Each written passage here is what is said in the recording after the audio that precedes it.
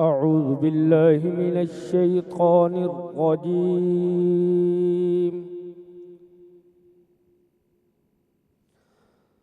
بسم الله الرحمن الرحيم.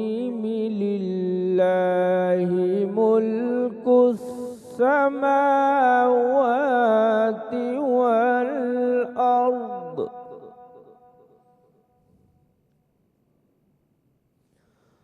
يخلق ما يشاء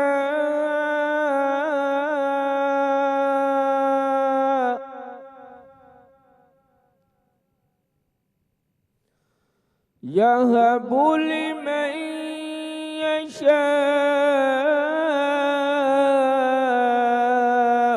إناثا ويهب لمن يشاء الذكور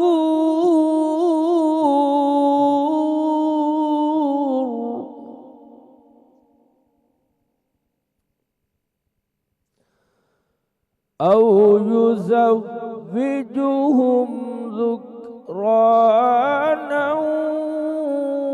وإناثا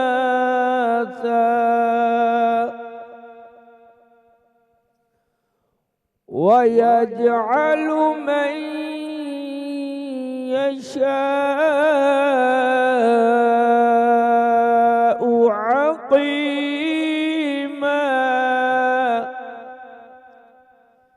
إنه عليم قدير. صدق الله العلي العظيम. अल्लाह के नाम से शुरू करता हूँ जो बड़ा मेहरबान नहायत रहम फरमाने वाला है। तमाम बादशाहत अल्लाह ही की है, आसमानों की भी और ज़मीन की भी। वो जो चाहता है पैदा करता है, जिसे चाहता है बेटियां अता फरमाता है और जिसे चाहता है बेटे अता फरमाता है, या बेटे और बेटियां दोनों अता फरमाता है और जिसको चाहता है बे औलाद रखता है। बेशक वो जानने वाला और कुदरत वाला है। सदक़ल्लाहुल अज़ीम। अस्सलाम वालेकुम, मरहबा। रमज़ान की सहरी नशरियात के साथ मैं हूँ अना साद और जनाब के हम रहमत के अशरे से निकल के मग़फ़िरत के अशरे में दाखिल हो चुके हैं। 11 रमज़ानुल मुबारक और इस हर दिन इतनी तेज़ी के साथ गुज़रता चला जा रहा है कि हर दिन का हर लम्हा हमारे लिए कितना ज़्यादा कीमती है, क्योंकि हम इसमें जो भी दुआ अल्लाह ताला से मांगते हैं अल्लाह ताला कबूल फरमाता है। जो दुआएं हम अल्लाह ताला से करते हैं, जो इबादतें हम करते हैं, जो दिल में हमारे लिए दूसरों के लिए खुलूस होता है, अल्लाह सब कुछ कबूल फरमाता है। तो इसी दुआ के साथ कि हम आगे आने वाले दिनों में भी इसी तरह से इबादतें करें, इसी तरह से जो हमारे अंदर जोश व खरोश नज़र आता है रमज़ानुल मुबारक में, वो आगे चलकर भी कायम रहे। और इसी के साथ ही रसूल पाक सल्लल्लाहु अलैहि वसल्लम और इनकी आल के सदक़े में हमारे जो पाकिस्तान का इस वक्त सूरत हाल है, जो मुआशी गर्दाब में इस वक्त पाकिस्तान फंसा हुआ है, अल्लाह ताला इन मुश्किलात से भी पाकिस्तान को निकाले और दुश्मन जो अनासिर हैं उनके मज़मूम जो अज़ाइम हैं उनको भी अल्लाह ताला नीस्तो नाबूद करे। आप जानते हैं कि कारी फैसल महमूद वराइद साहब की खूबसूरत किरत के साथ ही इस प्रोग्राम का बाकायदा आगाज़ हो चुका है और जो आज कुरान पाक की जो आयत मुबारक थी उससे आपको यकीनन आज के इस प्रोग्राम के इल्म अमल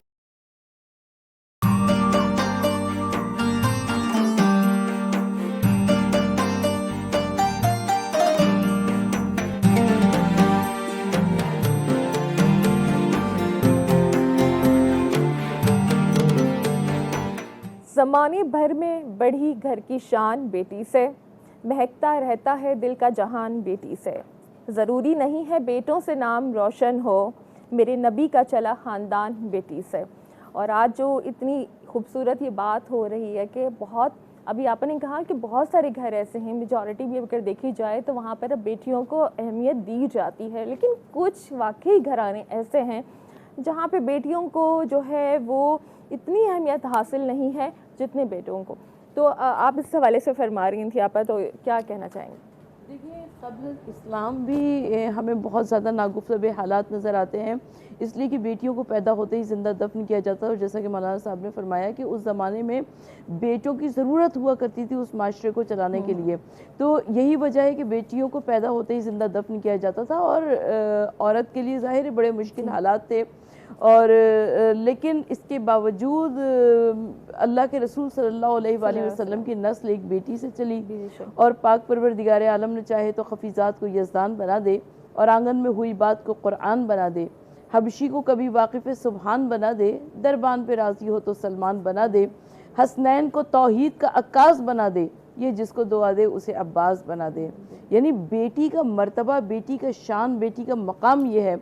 लेकिन इसके बावजूद अगर आज भी हमारे माशरे में बहुत सारे ऐसे अफराद ऐसे हैं कि जो बेटों को बेटियों पर फजीलत फ़ौक़ियत दिया करते हैं, तो मेरा तो उनकी अक्ल पर मातम करने को दिल चाहता है, इसलिए कि इस वक्त लड़कियां जितनी टैलेंटेड हैं, जितनी लड़कियां पढ़ने में आगे हैं, आप किसी भी क्लास का रिजल्ट उठाकर देख लीजिए, वहाँ पर टॉप 10 पे बेटियां ही मौजूद होती हैं, लड़कियां ही मौजूद होती हैं, और लड़के कहीं पीछे होते हैं। आप जितने कॉलेजेस के यूनिवर्सिटीज़ की मेरिट लिस्ट उठाकर देख लीजिए, उसमें आधे से ज़्यादा लड़कियाँ हुआ करती हैं, उसके बहुत कम लड़के हुआ करते हैं। तो इसका मतलब ये, अच्छा लड़कियां, उनको खुदा ने इतनी सलाहियतें दी है कि वो घर में भी रहती हैं, घर को भी संभालती हैं और बाहर के भी काम करती हैं, वालिदैन को भी देखती हैं। तो मेरे ये ख्याल में यही आता है कि बेटियों को अल्लाह ताला ने जो अज़मत दी है, जो इज़्ज़त दी है, यकीनन आज हमारे माशरे में भी बड़ी ज़रूरत है कि उस इज़्ज़त और अज़मत को तलाश किया जाए। बिल्कुल। अच्छा, लेकिन अफसोस की बात यह है कि कुछ माएँ ही हैं जो ये काम कर रही हैं, फिर आगे जाहिर सी बात है कि इसमें इस्तेहकाम पैदा जाता है कि वो बेटियां हैं तो वो एक साइड पे हैं, और बेटे हैं तो फिर उनको फौकियत है कि मेरा बेटा आ गया है, फला चीज़ लाओ, भाई को ये दो, भाई के लिए करो। और अगर वो उसी घर में अगर कोई बेटी होती है, वो भी कहीं से आ रही हो या कुछ कर रही हो, तो वो खुद ही करेगी, वो सब कुछ खुद देगी। क्या कहेंगी साज साहबा? रसूल करीम व बाद फ़ाउज़ुबिल्लाहि मिनश्शैतानिर्रजीम, बिस्मिल्लाहिर्रहमानिर्रहीम। अना, जब ये गुफ्तगू का सिलसिला जो जारी है, मुझे बहुत अच्छी लगी मुफ्ती साहब की बात कि उन्होंने एक मर्द होते हुए इस तफावत को और इस तक़सीम को और इस तख़सीस को महसूस किया, और इस कंपैरेटिव एनालिसिस को जो पहले भी था, माजी में भी था और हाल में भी आपको यही तक़सीम नज़र आती है। एक छोटी सी बात कि शर्त लगी थी दुनिया की खुशी को एक लफ्ज़ समेटने में, शर्त लगी थी, क्या बात, दुनिया की खुशी को एक लफ्ज़ समेटने में, वो किताबें ढूंढते रह गए, मैंने बेटी लिख दिया। ठीक।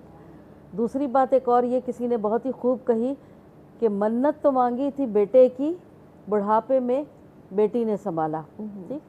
बात यह है कि पहले हमें ये बात का यहाँ की जो लाइन है ना, इसको सबसे पहले तफरीक को महसूस करना चाहिए कि हम बेटे को अगर नेमत कह रहे हैं तो बेटी को अगर रहमत कह रहे हैं तो क्यों कह रहे हैं जी। नेमतों की अक़साम है, आपके पास आंखें हैं, आपके हवा से खमसा है, आप देखते हैं, ये अल्लाह की नेमत है, आप सुनते हैं, ये अल्लाह की नेमत है, आप बोलते हैं, आपकी ज़बान है, ये अल्लाह की नेमत है, आप चलते फिरते हैं, ये अल्लाह की नेमत है, और ये तकरीबन हर एक को दी है, जो उसे मानता है उसे भी दी है और जो उसे नहीं मान रहा उसे भी दी है, बग़ैर तख़सीस के दिए। मुसलमानों के लिए मखसूस नहीं है, ईसाई, यहूदी, सबके पास अल्लाह ने ये नेमत दी है। लेकिन अब बात आती है कि रहमत की, तो रहमत क्या है? रहमत मखसूस है सिर्फ़ उन लोगों के लिए कि जो उस पर एतबार करते हैं, उसकी तौहीद का एतराफ़ करते हैं और उसको और उसके रसूल को मानते हैं, तो रहमत उनके हिस्से में आती है। तो सबसे बड़ी बात यह है कि जब आप रहमत की बात करते हैं और नेमत की बात करते हैं, तो रहमत अर्हमुर राहिमीन उन पर उतारा करता है जो उससे राज़ी हो और जो उसकी रज़ा का काम करते हो। तो बेटियां उधर उतारी जाती हैं जिनसे वो राज़ी होता है और जिनके लिए राज़ी होना होता है।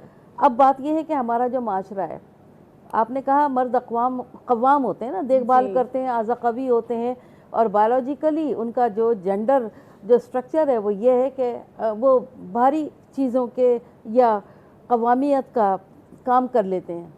तो उससे कहीं ये ना समझना चाहिए कि ये बच्चियां जो आजकल भी हैं, आपने कहा हवाई जहाज़ उड़ाना हर एक के बस की बात तो नहीं है।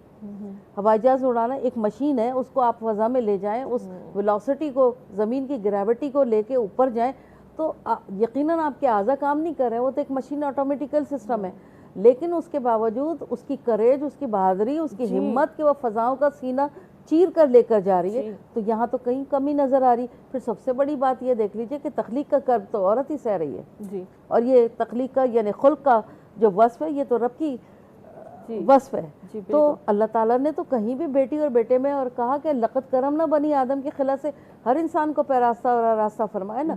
तो यहाँ पे तखसीस नहीं, तखसीस हमारे रवैयों में, जेंडर डिस्क्रिमिनेशन हमारे अंदर है, सोसाइटिकल नॉर्म्स है हमारी, वो पहले भी थी, वो अब भी हैं। अब वो क्यों हैं और कैसे हैं, तो ये एक बड़ी डिबेट की बात है।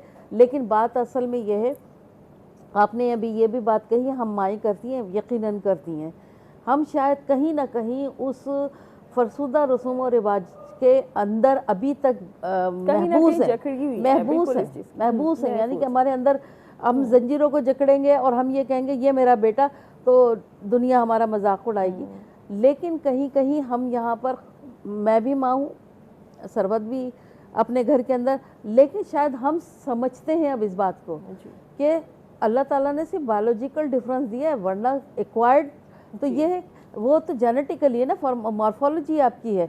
लेकिन जो एक्वायर्ड सवात की औरत और चाइना की औरत वो काम करती है जो मर्द करता है, फोर्ट के नीचे लेटकर मशीनों के पुर्जे बनाती है और मशीनों के, तो इसका मतलब ये है कि कहीं भी कोई तखसीस नहीं है। रवैयों में फ़र्क है, बर्ताव में फ़र्क है और माइंडसेट में फ़र्क है। और जो मेल हमारा जो डोमिनेटिव सिस्टम है ना सोसाइटी का, सोशल नॉर्म्स है, ये सब उसकी पैदावार है। बिल्कुल। अच्छा, हमारे साथ एक और शख्सियत भी यहाँ पर मौजूद है और कल भी हमारे साथ ही आप जिनकी मुलाकात हो चुकी है, खूबसूरत आवाज़ की मालिक है, नातख़्वाह शख्सियत हैं अलमास अख्तर हमारे साथ हैं। अस्सलाम वालेकुम।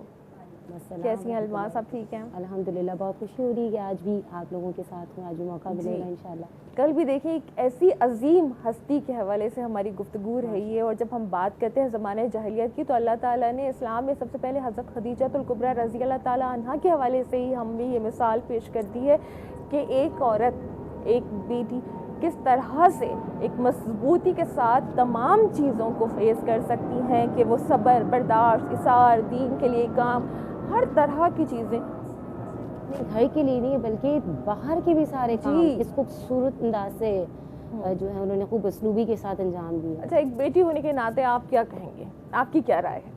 मेरी क्या राय है, मैं एक बेटी होने के नाते तो मैं ये कहूँगी, जिस तरह अभी साजिदा आपा फरमा रही थी कि रहमत है, रहमत सुन के ही एक खुशी महसूस होती है। और देखा जाए अपने घर की तरफ अगर मैं देखूँ तो मुझे नज़र आता है कि बेटा और बेटी में वाकई फ़र्क है। मतलब जो बेटियां कर लेती हैं अपने पेरेंट्स के लिए, जो एहसास रखती हैं, लिटरली वो शायद जितने मर्द हजरात हों उन्हें कहीं बुरा ना लग जाए, लेकिन वो वाली बात वहाँ पर नहीं होती। जैसे अभी रमज़ान का महीना है, साहब मौजूद है हमारे, उन्होंने खुद इस बात को पॉइंट आउट किया। अब जैसे अगर एक चीज़ सिर्फ मैं बता दूं, रमज़ान का महीना है, इफ्तार सब कर रहे हैं, हम बना भी रहे हैं, हम लगा भी रहे हैं, लेकिन हमें भी नमाज अदा करनी होती है। बट घर के माजरत के साथ मर्द हजरात अपनी इफ्तारी करके नमाज के लिए चले जाते हैं, उसके बाद सारा काम हमें खुद ही करना होता है, हंसते मुस्कुराते हुए। जी बिल्कुल। तो सिर्फ ये कहूँगी कि मैं शुक्र अदा करती हूँ अल्लाह पाक का कि अल्लाह पाक ने मुझे बेटी बना के दुनिया में उतारा। अच्छा, मैंने फेसबुक पे या दूसरे या सोशल मीडिया पर बहुत सारी चीज़ें ऐसी देखी हैं कि वहाँ पर लोग इस चीज़ को अप्रिशिएट कर रहे होते हैं। वो कहते हैं कि हमारी माएँ, हमारी बेटियाँ जो हैं वो किचन में मौजूद हैं, अल्लाह ताला इनकी इबादत को कबूल फरमाए, क्योंकि उस वक्त उनका सवाब और ज़्यादा, क्योंकि वो रोज़ेदार के लिए तमाम चीज़ें, तमाम लवाजमात आप ये देखिए ना कि वो ताकत कितनी, मतलब हिम्मत कितनी एक औरत को, बज़ाहिर तो लोग कहेंगे कि इसीलिए अल्लाह ताला ने उनका सवाब भी तो डबल किया है यहाँ पर। ये भी मैं कहूँगी जिम्मेदारियों के बोझ दोनों ही उठाते हैं, यानी मर्द हजरात भी अगर रोज़ा रखकर अपनी जॉब पर जाते हैं, धूप की सख्तियाँ उठाते हैं, बर्दाश्त करते हैं, तकलीफ़ें बर्दाश्त करते हैं और उसके बाद वो अपनी फैमिली को ओन करते हैं, तो मर्द भी तो उतनी तकलीफ यानी अल्लाह उठाता ताला है। ने जो काम उनके जिम्मे लगाया है वो अपनी यानी ड्यूटी मर्द और औरत का मैदान अमल अलहदा अलहदा है, लेकिन दोनों की शख्सियात अलहदा नहीं है, सिर्फ मैदान अमल अलहदा अलहदा है। मर्द की अपनी जिम्मेदारियां हैं, औरत की अपनी जिम्मेदारियां, और जब ये दोनों मिलकर अपने घर के लिए काम करते हैं तो वो घर जन्नत का नमूना बन जाता है। जी यहाँ पर रोल्स एंड रिस्पॉन्सिबिलिटीज़ की लाइन ऑफ डिमार्केशन समझना ज़रूरी है। मेरा रोल क्या है, मेरी जिम्मेदारी क्या है, दायरा कार क्या है। अभी कहा ना कि दायरा अमल और दायरा कार में फ़र्क है, अमल क्या है और कार क्या है, तो यहाँ पर समझने की ज़रूरत है। मगर हम जो है ना वो जिस माशरे में रहते हैं वहाँ हमारे कुछ भाई हजरात का एक ये मामला नज़र आता है कि नहीं, हम भी वर्किंग वुमेन है ना, तो महसूस ये होता है कि आप 8 घंटे की नौकरी करके आप आके बस चप्पल उतारें और आप आके ना किचन में काम कर रहे हैं, और वो जो घर में है वो ये समझ रहे होते हैं कि ये काम मेरा है, क्योंकि मैंने जो सोशल नॉर्म में बार बार कहती हूँ ना, माशरती अक़दार। अच्छा, मैं आपका ये सवाल जो है नाज़रीन तक भी पहुँच चुका है और यकीनन मुफ्ती साहब की तरफ भी आ चुका है, तो क्या फरमाएंगे आप इस हवाले से कि देखिए आपा ने तो ये बात की है कि दोनों की रिस्पॉन्सिबिलिटीज़ होती हैं। एक में अपने बाहर दिन भर की मसरूफियात होती हैं, धूप में लोगों की बातें भी सुनने को मिलती हैं बाज़ औक़ात, लेकिन अपने घर की कफ़ालत करना एक मर्द की ज़िम्मेदारी है। अगर एक औरत भी बाहर जा रही है या कोई काम कर रही है तो वो कहा जाता है कि जी उसको फिर क्यों नहीं रिलैक्सेशन दिया जाता। मैं आपसे इस सवाल का जवाब ज़रूर लूँगी और हमारा दीन इस्लाम इस हवाले से क्या फरमाता है, लेकिन ब्रेक का वक्त हो जाता है और ब्रेक के बाद आपको दोबारा ज्वाइन करेंगे, हमारे साथ रहिएगा।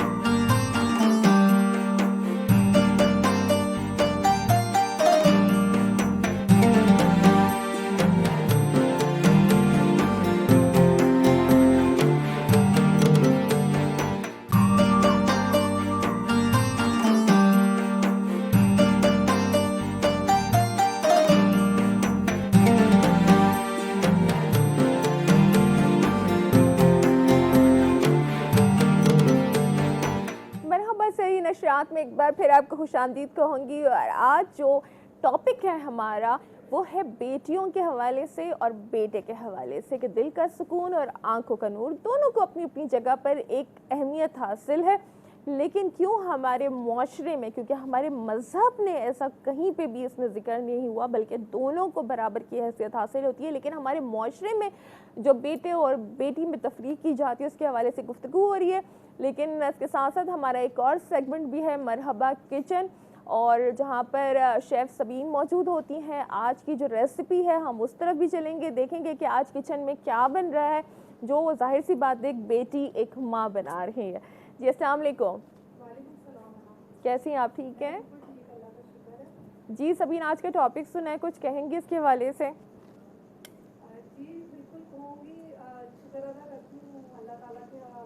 अच्छा, आपका माइक जो है वो ऑफ हुआ हुआ है, उसे ऑन कर लीजिए, जब तक मैं एक सवाल लेकर आपकी तरफ आ जाती हूँ, ठीक है? आप अपना माइक ऑन कर लें, क्योंकि लाइव शो है, जाहिर सी बात है ऐसी चीज़ें तो होती हैं, और इतनी अच्छी जो बात है वो जाहिर सी बात है हमारी नाजरीन तक ज़रूर जानी चाहिए। मैं लेकर आऊँगी ये सवाल दोबारा मुफ्ती साहब की तरफ। ब्रेक पर जाने से पहले बात हुई थी तो वो कहती हैं कि हमारी रिस्पॉन्सिबिलिटीज़ और भी हैं, ख़वातीन का कहना है, लेकिन हमें और भी जिम्मेदारियाँ निभानी होती हैं, क्या फरमाएंगे आप? देखिए यहाँ पर जितनी गुफ्तगू अभी हो रही है, कुछ चीज़ों को हमने मिक्स कर दिया, समझने की ज़रूरत है। हर एक की ज़िम्मेदारी अल्लाह पाक ने अलग अलग रखी है। ये बात तो ठीक है कि सब मुहतरम हैं, काबिल एहतराम हैं, बहैसियत इंसान किसी के एहतराम में कोई फ़र्क नहीं है, लेकिन चूँकि ये तख्लीक परवरदिगार आलम की तरफ से है, उसने किसी को मर्द पैदा किया, किसी को औरत पैदा किया। ख़ुद कुरान में उसने फ़रमाया भी है कि यहाबु लिमन यशाउ इनासा व यहाबु लिमन यशाउ ज़ुकूर, जिसे चाहता है बेटियां अता करता है, जिसे चाहता है बेटे अता करता है, और बाज़ के लिए कहा कि बेटे और बेटियां दोनों दे देता है, लेकिन ज़िम्मेदारी हर एक की अलग अलग है। अब यहाँ पर मैं ये समझता हूँ कि जो मर्द हजरात हैं, ये मैं ख़ास तौर पर उन ख़वातीन के लिए बात करना चाह रहा हूँ जिनको मजबूरी के तहत घर से बाहर निकल कर काम करना पड़ता है, ये मैं उनकी अभी बात कर रहा हूँ। फिर दूसरी जो अपनी मर्ज़ी से, उस पर भी मैं आता हूँ। तो ज़िम्मेदारी हमारे दीन इस्लाम ने और परवरदिगार आलम ने मर्द पर डाली है कि चूँकि औरत सिन्फ़ नाज़िक है, उसकी ज़िम्मेदारी अपनी है। मर्द पर यह ज़िम्मेदारी है कि वो उसको दहलीज़ पर हर चीज़ फ़राहम करे। इसलिए जब बात आ जाती है ना कि एक शख्स को शादी करनी है, तो अब शरीयत मुताहरा के अंदर और फ़िक़ी उसूलों के अंदर शादी करने के लिए कुछ शराइत भी हैं। उनमें से एक शर्त ये भी है कि वो जिस खातून को शादी करके लाएगा उसके हक़ मेहर देने की भी सलाहियत रखता हो, उसे रिहाइश फ़राहम करने की भी सलाहियत रखता हो, और उसका नान नफ़का वग़ैरह जो अखराजात हैं, इलाज मुआलजा, सब की वो सलाहियत रखता हो।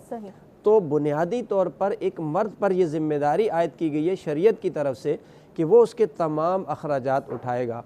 अच्छा, अब बात रहेगी ख़वातीन की, उन पर यह ज़िम्मेदारी नहीं है, ठीक है। अलबत्ता अब होता यह है हमारे माशरे में कि बाज़ ख़वातीन अपनी मजबूरी की वजह से भी जाती हैं, ठीक है। बहुत सारे ऐसे हालात बन जाते हैं, मामलात बन जाते हैं, उनको ख़ुद काम करने के लिए जाना पड़ता है।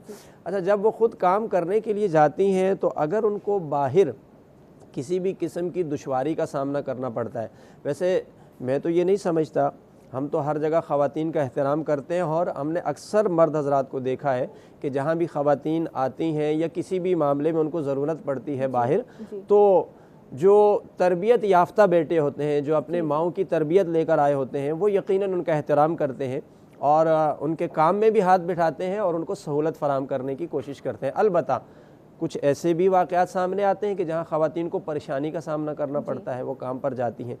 तो जो लोग उनको इस चीज़ का निशाना बनाते हैं, मेरे ख़्याल से वो अपने वालदेन की तरबियत को सामने लाते हैं, ठीक है। वो अपने वालदेन की तरबियत को सामने लाते हैं क्योंकि वो अपने वालदेन की पहचान है। अगर वो इस तरह का कोई गलत रवैया रखते हैं और किसी को तकलीफ़, और वो भी एक खातून को जिसकी हिफाजत मर्द के ज़िम्मे है, ख़वातीन जहाँ पर भी हों, वो मर्द हजरात को तो चाहिए कि वो उनकी हिफाजत करें, ठीक है ना। उनको कोई भी मुश्किल पेश आती है उसे दूर करें, ना ये कि वो उनके लिए ख़ुद तकलीफ़ का सबब बने। तो मैं तो ये एक मशवरा भी दूंगा कि हर वालिदा को चाहिए, जब उसका बच्चा थोड़ा थोड़ा बड़ा होता है ना, मुआशरे में बाहर जाने लगता है, तो वो उस बच्चे से पूछा करे, वो उसको इस चीज़ की तरबियत दे, उसे समझाए ये बातें, यानी वो वालिदा उसको सिखाएगी, तो फिर वो बच्चा कभी भी बाहर किसी खातून के लिए तकलीफ़ का सबब नहीं होगा। बिल्कुल, बेहतरीन, बहुत ही खूबसूरत बात की है, क्योंकि हमारे यहाँ होता अमूमन ये है, मुआशरे में हमारी रिवायत हर जगह यही देखी जाती है कि बेटी को कहा जाता है कि तुमने अगले घर जाना है, तुम्हें ऐसा होना चाहिए, तुम्हें वैसा होना चाहिए, या बाहर ऐसा सब कुछ है कि हमें डराया जाता है और बताया जाता है। तो क्यों ना जिससे डराया जाता है या जिसके बारे में, जिसके मुखालिफ ये बात की जाती है, उसकी तरबियत भी ज़्यादा की जाए। मैं ये सरवत आपा की तरफ बात की बिल्कुल तायीद करूँगी, लेकिन एक बात ज़रूर कहना चाहती हूँ कि ये जो हिजाब परवरदिगार आलम ने बनाई, जो चादर रब्बुल आलमीन ने बनाई है, दर हकीकत ये औरत के लिए सिक्योरिटी का एक ज़रिया है। तो जब पर्दा इंसान करता है, पर्दा औरत करती है, तो दर हकीकत मैं इंटरनेशनल फ़्लाइट्स में सफ़र करती हूँ अल्हम्दुलिल्लाह, और मैं दुनिया में हर जगह जाती हूँ, मैं टीवी चैनल्स पर भी जाती हूँ, मैं ग्रॉसरी भी घर की करती हूँ, मैं गोश्त भी ख़रीदती हूँ, मैं सब्ज़ी भी लेती हूँ, मैं घर में सालन रोटी भी पकाती हूँ, मैं ड्राइविंग भी करती हूँ, सब कुछ करती हूँ। लेकिन उसके बावजूद अल्हम्दुलिल्लाह मुझे कभी भी मर्द हजरात की जानिब से किसी किस्म के बुरे रवैये का सामना नहीं करना पड़ता। इसलिए सामना नहीं करना पड़ता बल्कि हर आँख एहतराम से झुकती है। इसलिए आँख एहतराम से झुकती है कि उनको पता है कि औरत पे फ़र्क हुआ करता है। तो अगर औरत अपनी इज़्ज़त खुद करवाए, अपनी तकरीम खुद करवाए और अपनी इज़्ज़त और आबरू की हिफाजत करे, तो इंशाअल्लाह ताला मुकाबिल जो शख्स है वो भी इंशाअल्लाह ताला उसकी हिफाजत करेगा। सही जी, आप अभी कुछ कहना चाह रही थी? मैं अच्छा लगा था टॉपिक ही ऐसा है, बिल्कुल मुझे अंदाज़ा हो गया था कि हो रहा था कि मैं ओवरवेलमिंग हो रही हूँ, है ना। बात यह है कि एक मर्द के मुंह से औरत की तकरीम का इस कदर लिहाज यकीनन काबिल सताइश बात है। और फिर मगर उसमें मुफ्ती साहब का एक जुमला बहुत ही हिकमत वाला भी है और मसलहत वाला भी है, और यकीनन इन जैसी अगर सोच और अंदाज़ अगर हर एक आदमी का हो, हर एक मर्द का हो, आदमी तो एक दूर की बात है ना, इंसान भी दूर की बात है, मर्द का हो, जो तख्लीक, ज़ाहिर है कि तख्लीक में सिर्फ दो ही तो हिस्से हैं, एक मर्द है और एक औरत है। आपने भी ये कहा कि तरबियत याफ्ता मर्द, तरबियत याफ्ता मर्द, अना इस बात का बहुत खूबसूरत नुक्ता है ये कि तरबियत याफ्ता मर्द, इसका मतलब है कि मुफ्ती साहब इशारा कर रहे हैं उस घर की तरफ, उस खातून की तरफ के जो जेंडर डिस्क्रिमिनेशन किए बगैर अपने बच्चों की ब्रॉटअप इस तरह करे कि वो बाहर की औरत का एहतराम करें। ठीक है, बाहर हम तो सारी ज़िंदगी बाहर मेल सोसाइटी में काम करते रहे, पढ़ने से लेके इस उम्र तक का भी काम किया, हमें भी कभी कोई शिकायत नहीं हुई। जैसे अभी सरवत ने ये बात कही कि ये हिजाब में है और अगर मैं नहीं करती, लेकिन मेरी कुछ अभी लिमिटेशंस है जिनको मैंने अपनी बरकरार रखा है, जो हदूद व क़यूद हम पर वाजिब है कि अपनी हद से आगे ना बढ़े, हम उसके ऊपर है। ड्राइविंग हम भी करते हैं, बाहर हम भी जाते हैं, लोगों में हम भी काम करते हैं। बात यहाँ पर काम करने की नहीं है, बात यहाँ पर सोच को, माइंडसेट को बदलने की है। और माइंडसेट को कौन बदलता है? मेरे जैसी औरत, मेरे जैसी माँ, सरबत जैसी माँ ही करती है जी। हमारे सोच लड़की लाते वक्त, अपनी लड़की बयाते वक्त कुछ और होती है और बहू लाते वक्त कुछ और होती है। ये माँ ही होती है जो बच्चों में ये एक अहम पॉइंट है इस वक्त। लेकिन मैं साजिदा आपा ये बात कहना चाहती हूँ कि सिर्फ औरत ही जिम्मेदार नहीं होती, मर्द भी उतना ही जिम्मेदार होता है। और मेरा ये ख्याल है कि जो मर्द अपने बच्चों के सामने अपनी बीवी की बार बार तौहीन करता हो और उसको बात बात पर उसको शर्मिंदा करता हो, उसको बेआबरू करता हो, तो यकीनन वो अपने बेटों को तरबियत कर रहा है, वो अपने बेटों की तरबियत कर रहा है कि कल जब तुम इस मकाम पर पहुंचना तो तुम भी किसी की बेटी के साथ यही सलूक करोगे, तो मर्द भी उतना ही जिम्मेदार। अच्छा, तो यानी जाहिर सी बात है उसने वो चीज ट्रांसफर कर दी है और उसकी माँ जो है वो मजलूम की शक्ल में, तो उसकी बीवी भी हमेशा उससे वो दब के रहना चाहिए, उसकी शख्सियत में एक रोब और दबदबा खुद आ जाता है। क्या कहते हैं ये जितने भी आप उठा के अफसानवी किरदार देख लें और सब कुछ देख लें, उसके अंदर ये होगा कि जब हांडी आखिरी बिल्कुल तय में लगी हो तो बेटी उस वक्त उसके हाथ में दी जाती कि हांडी का जिक्र कर दिया। मैं एक दफा किचन में जरूर जाऊंगी क्योंकि हमारी हांडी आज क्या बन रही है जी सभी। जी अना, आज हमारे पास जो रेसिपी है, हम मलाई बोटी बना रहे हैं। ठीक है, और साथ में सॉफ्ट ड्रिंक है, टैंक है, नींबू पानी है, काली मिर्चों के साथ हमारे पास ये आया है। बहुत ही आपको पता है सेहत के लिए मुफीद है और विटामिन सी, बी, बहुत सारी चीज़ें इसमें शामिल हैं। तो रेसिपी जो है हमारी बहुत ही आसान है। मलाई बोटी जो है हमारे पास मसाला मौजूद है मलिका वालों का।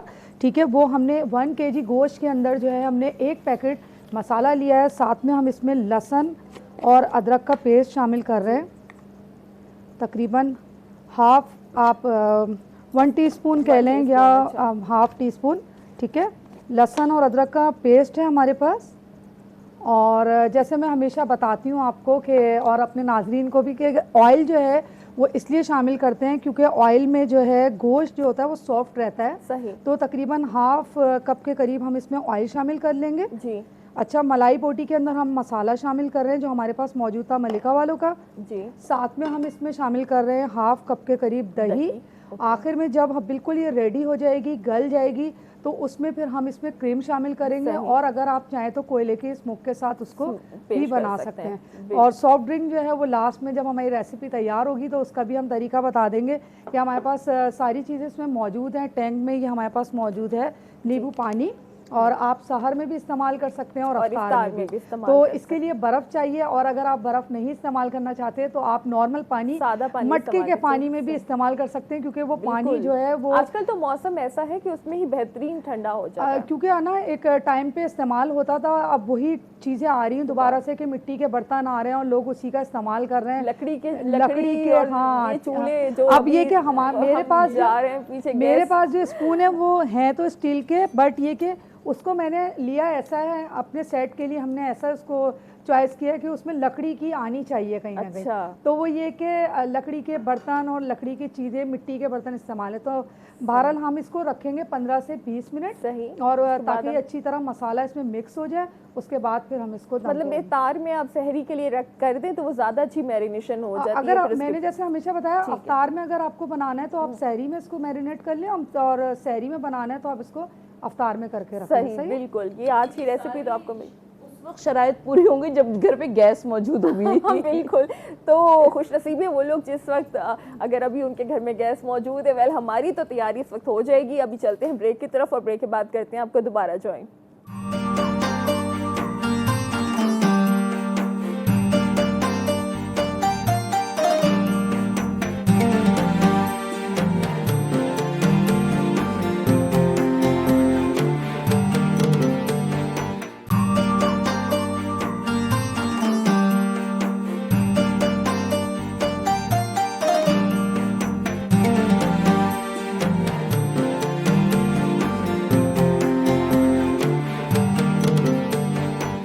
मरहबा सहरी ट्रांसमिशन में आपको मैं एक दफ़ा फिर खुशामदीद कहूँगी। आज इल्म अमल के सेगमेंट में हमारी बात हो रही है बेटी की जो एक अहमियत है और जो बराबरी कही जाती है बेटों के साथ, तो उसका जो सलूक होता है कि वो बेटों को किस तरह से एक साइड पे रखा जा रहा है, बेटियों को की हल्क तलफी हो रही है। तो मैं मुफ्ती साहब की तरफ आऊँगी कि अभी मुआशरे की तरफ नज़र डाल रहे थे कि जी वहाँ पर बेटी के साथ, लेकिन एक और हक तलफी की जब बात करते हैं तो वो ये है कि बेटियों को जागीर में, जायदाद में से भी बहुत या तो माफ़ करवा दिया जाता है या उनको वो हिस्सा नहीं दिया जाता, जबकि उसका भी एक हिस्सा मुकर्रर किया है हमारे दीन इस्लाम ने। इसका तदारुक किस तरह से किया जाए?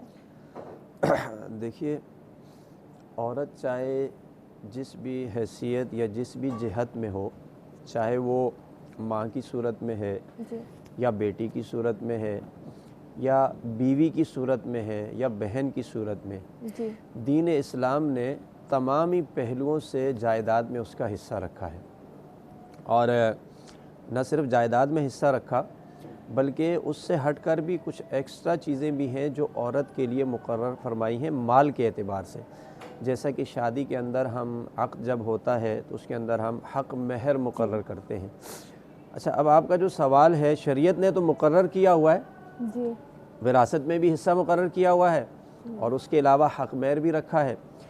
अब जो लोग नहीं देते, अब ये जो ना देने वाली बात है ये तो अपनी कोताही है, और जो आपने माफ़ करने वाली बात की है तो ये माफ़ करना भी मेरे ख़्याल से माफ़ करना नहीं होता, ये तो उनको मजबूर किया जाता है, टॉर्चर किया जाता है, क्योंकि उसकी एक वजह है।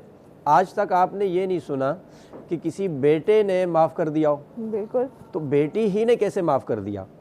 आज तक आपने ये नहीं सुना कि भाई ने माफ़ कर दिया, बहन ने माफ़ कर दिया, यानी बहन का सुन रहे हैं, भाई का नहीं सुन रहे, बेटी का सुन रहे हैं, बेटे का। ये हमारे माशरे की एक तल्ख हकीकत है कि हमने ख़वातीन को मजबूर कर दिया ऐसे काम करने पर कि भाई वो विरासत में मुतालबा ना करें। लेकिन यहाँ पर मैं एक बात ये ज़रूर बताऊँगा अपने नाज़रीन को, जो भी लोग इस तरह का रवैया अपनाते हैं और विरासत में उनको उनका हक़ नहीं देते हैं, इतनी सख्त वईद है। अल्लाह के रसूल ने फरमाया, जो किसी की विरासत का हिस्सा काटता है अल्लाह ताला बदले में उसका जन्नत से हिस्सा काट देगा। अभी दुनिया में तो आप ये रवैया अपना लें, ये कर लें, लेकिन इसका हल कैसे होगा, जो आपने कहा ना कि इसका कैसे तदारुक किया जाए, इसके लिए मेरे ख्याल से रियासत को जो है अपनी रेट कायम करनी चाहिए। हाँ, क्योंकि देखें कि कोई फ़र्द तो इस मामले को हल नहीं करवा सकता, वो तो सिर्फ जैसे किसी आलिम से पूछते हैं आप, किसी मुफ्ती से, वो तो मसला बताता है, वो कोई फ़ोर्स नहीं है कि एक बेटी को उसका हक़ दिलवा सके। इसके लिए रियासत को जो है ना वो अपनी रेट कायम करनी चाहिए। और जो कवानीन तो खैर मौजूद हैं, लेकिन उस पर जिस तेज़ी से अमल दरामद होना चाहिए और इसके अंदर कुछ ऐसी शिक़ें शामिल करनी चाहिए कि ये माफ़ कराने वाला तसव्वुर भी ख़त्म हो जाए, क्योंकि ये एक बेटी का हक़ है, ये एक खातून का हक़ है और ये उसको मिलना चाहिए, और इसको अल्लाह ने मुकर्रर फरमाया है। अच्छा, हैरत होती है कि कुछ लोग नमाज़ें बड़ी पाबंदी से पढ़ते हैं, रोज़े रखते हैं, हज करते हैं, सारे काम करते हैं, लेकिन जहाँ पर बात आ जाती है कि विरासत में जिस जिसका हक़ है, बिलखुसूस ख़वातीन के हवाले से, तो वो भी इन हुकूक को सल्ब कर लेते हैं। यानी उनकी तवज्जो इस तरफ नहीं होती है कि इसको भी वो हक़ समझे, यानी इसको बिल्कुल नज़रअंदाज करके बैठे होते हैं। मुफ्ती साहब, मेरा तो ये ख्याल है कि अगर कोई बेटी अपने हक के वास्ते आवाज़ बुलंद करती है तो उसको भी बुरा समझा जाता है। जी, वो नज़रअंदाज किया जाता है। वो असल में माहौल ऐसा बना लिया ना कि वो मजबूरन जो है ना वो कहती है मैंने माफ़ किया, वो आवाज़ ही नहीं उठाती। मैं यही तो कह रहा हूँ ना कि इस माहौल को ख़त्म करना चाहिए। अभी देखें, जैसे वो 8 मार्च के ऊपर आप देखते हैं कि ख़वातीन का वो किया जाता है, तो उसमें एक ये चीज़ आप देखें कि मतलब वो तो कुछ इजाफी चीज़ें डाल दी जाती हैं, हुकूक की बात नहीं होती उनके ऊपर। जी, अब ये एक हक़ है ना, यानी जो शरीयत ने मुकर्रर किया लेकिन उसको दिया नहीं जा रहा, इसके लिए आवाज़ बुलंद करनी चाहिए। हमें जहाँ भी मौका मिलता है हम हर प्लेटफॉर्म पे इस हवाले से बात करते हैं, हम बाकायदा जहाँ वाज़ो नसीहत करते हैं पब्लिक को, हम वहाँ भी इसकी बात करते हैं। अभी 2 दिन पहले की बात है, रमज़ान में बहुत बड़ा इज्तिमा होता है, मसाजिद भरी होती हैं, तो हम रोज़ाना एक कोई टॉपिक रखते हैं, तो उसमें मैंने अभी 2 दिन पहले ही विरासत पे बात की। बिल्कुल, इस वक्त आप लोगों की ही ज़रूरत है, क्योंकि आप ही रहनुमाई कर सकते हैं कि जो ऐसे ज़माने जाहिलियत में अभी तक जी रहे हैं, बज़ाहिर तो तरक्की याफ्ता होते हुए, बज़ाहिर तो तालीमी याफ्ता होते हुए, लेकिन उनको इस वक्त ज़रूरत है कि आप लोग ही समझा सकें। और हमारी पूरी कोशिश होती है कि हम इस प्रोग्राम के ज़रिए आप लोगों के ज़रिए ये रहनुमाई कर सकें। अब जब बात होती है यहाँ पे जायदाद की, कर ली, एक और देखा जाता है कि शादी के वक्त एक तो मर्जी नहीं, आप कहते हैं कि जी लड़की से तो मर्जी पूछनी ही नहीं है, और फिर उसके बाद आता है कि वो जो निकाहनामा, कभी आज तक मेरा ख्याल है कि शायद ही 10% या 20% ऐसी लड़कियां होंगी जिन्होंने निकाहनामे को पढ़ा होगा, वो सिर्फ साइन करते हैं, उनको ये भी नहीं पता होता कि ऊपर शराइत क्या लिखी है। यहाँ पर ऐसा कुछ है? मैं फिर ये अर्ज़ कर रही हूँ कि हो सकता है कि यकीनन कुछ घरों में होता होगा, लेकिन हमारे घर में ऐसा नहीं था। और मैंने अपनी बेटियों से बाकायदा पूछा, जब उनके, बल्कि जो जो रिश्ते आते थे तो मैं डिस्कस किया करती थी कि देखो यहाँ पर ये प्रॉब्लम्स हैं, यहाँ पर ये प्रॉब्लम्स होंगे, यहाँ पर हो सकता है ये प्रॉब्लम से फेस करने पड़े। तो मैं अपनी बेटियों से डिस्कस करती थी। तो अल्हम्दुलिल्लाह रब्बिल आलमीन, मैं अल्लाह का शुक्र अदा करती हूँ कि पाक परवरदिगार आलम का एहसान है कि मैं उन लोगों में हरगिज़ शुमार नहीं होती हूँ। और दूसरी बात ये कि मजहबी हलकों पर जिम्मेदारी क्यों डाली जाए, इसलिए कि किसको मज़हब का पता नहीं है, किसको तमाम रूल्स का पता नहीं है। इसलिए कि मुफ्ती साहब ने कहा कि हम बार बार पढ़ते हैं, मस्जिदों में पढ़ते हैं, मैं बार बार बताती हूँ, लेकिन अमल उसके ऊपर कितना होता है, तो अमल करना तो उनका अपना काम है ना, सिर्फ मजहबी हलकों का तो काम नहीं है। और दूसरी बात ये कि निकाह नामा वाकई ये बहुत बड़ा जुल्म है, इसलिए कि मैं कुरान पाक को तर्जुमे के साथ अगर पढ़ा जाए तो उसमें तमाम, मुझे याद है कि मैं एक टीवी चैनल के ऊपर एक प्रोग्राम होस्ट किया करती थी, तो वहाँ पर लाइव टेलीफोन कॉल्स आया करती थी। एक लड़की की एक मरतबा कॉल आई, वो बाकायदा रोते हुए अर्ज़ कर रही थी। उसने कहा कि मेरी सास मुझे ये कहती हैं कि जो बीवी शौहर की जानिब से हक महर जो दिया जाता है उसको माफ़ ना कर दे तो वो जहन्नुम में जाएगी। क्या ये बात सही है? मैंने कहा देखें, सबसे पहली बात है कि हक महर जो है वो औरत का हक है, और हमारे यहाँ ये मर्दों की भी बहुत बुरी बात है कि औरत को बहुत कुछ दे देते हैं जी, घर दे दिया, गाड़ी दे दी, लेकिन उसके बावजूद उसका हक़ महर उनको नहीं देते। तो हक़ महर देना लड़की का मिलना लड़की का हक़ है, और उसको किसी सूरत से भी माफ़, अच्छा मर्द हजरात में भी होता है कि धौंस से, रोब से, धांधली से किसी सूरत से माफ़ करवा लिया जाए, तो भाई आपको लड़की वालों की तरफ से भी इतना ज़्यादा महर ना रखवाया जाए कि वो लड़के के लिए बहुत बार बन जाए, बोझ बन जाए। तो लड़की वालों की तरफ से भी है, और दूसरी जानिब ये कि लड़के वालों की तरफ से भी है कि उनको जोर नहीं डालना चाहिए कि वो लड़की हक़ महर माफ़ कर दे। अच्छा, एक बात का मैं छोटा सा बस इजाफा कर दूं, हक़ महर का जो अभी आपने तज़किरा किया कि ये हक़ महर जो होता है ये शोहर के ऊपर लाजिम होता है। अब ये जो अगर ज़बरदस्ती या प्रेशराइज करके कि तुम्हारे घर के हालात ख़राब हो गए माफ़ करवा दिया, तो ये तो दर हकीकत माफ़ हुआ ही नहीं, क्योंकि माफ़ तो वो होता है कि जो अपनी रजामंदी से, अपनी खुशी से छोड़ दिया जाए। दूसरी बात ये याद रखनी चाहिए, ये एक ऐसा कर्ज है शोहर के ऊपर, अगर कभी भी ज़िंदगी में उसने दिया नहीं और कभी कोई बीवी ने अपनी खुशी से माफ़ भी नहीं किया और शोहर का इंतकाल हो गया, तो इंतकाल के बाद सबसे पहले जो हुक्म है मैयत को तदफीन के बाद उसकी विरासत में से कर्ज अदा किया जाता है। हमारे फुक़हा ने लिखा है जिस शख्स ने बीवी का हक़ महर नहीं दिया तो पहले उसकी विरासत में से बतौर कर्ज हक़ महर अदा किया जाएगा, उसके बाद उसकी विरासत तकसीम होगी। यानी ये इतना अहम मसला है। तो बहरहाल ये रवैया भी मर्द हजरात को नहीं रखना चाहिए कि आप किसी खातून से शादी तो कर लें लेकिन उसका जो हक़ अल्लाह ने मुकर्रर किया वो उसको अदा न करें। बिल्कुल जी, आप क्या कह रहे हैं? आप दोनों की बातें हैं, आपका भी उसके अंदर एड ऑन है। ये दीन और दुनिया दो हम मुख्तलिफ सेक्स में रखते हैं, दोनों थॉट अलग कर देते हैं। जहाँ मफाद और लालच की बात होती है तो दुनिया ही साथ में रख लेते हैं, और जहाँ दूसरी मफाद की बात आती है तो दीन ही साथ में रख लेते हैं।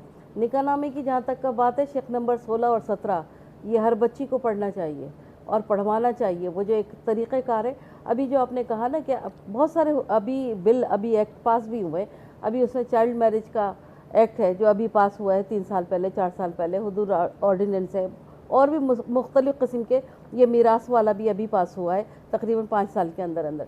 यकीनन काम तो हो रहा है, मतलब पॉलिसी फॉर्मुलेशन और ये सब कुछ है, जो इश्यूज़ रेज हैं वो है, वॉइस रेज जो हो रही है वो है, लेकिन बात है इम्प्लीमेंटेशन। इम्प्लीमेंटेशन सरकार से होना नामुमकिन है, जो हम समझ रहे हैं। कैसे ठीक है, ये मेरे और आपके अंदर के तर्ज अमल की बुनियाद है। फिर हम ये कहेंगे कि कम इल्मी, अगर ये कहेंगे कि दुनियावी इल्म तो मौजूद है लेकिन दीनी इल्म से नहीं। मगर एक बात सुने ना, ख़वातीन तो मस्जिदों में नहीं जाती जी, ठीक है, वो कहाँ से तरबियत लेंगी?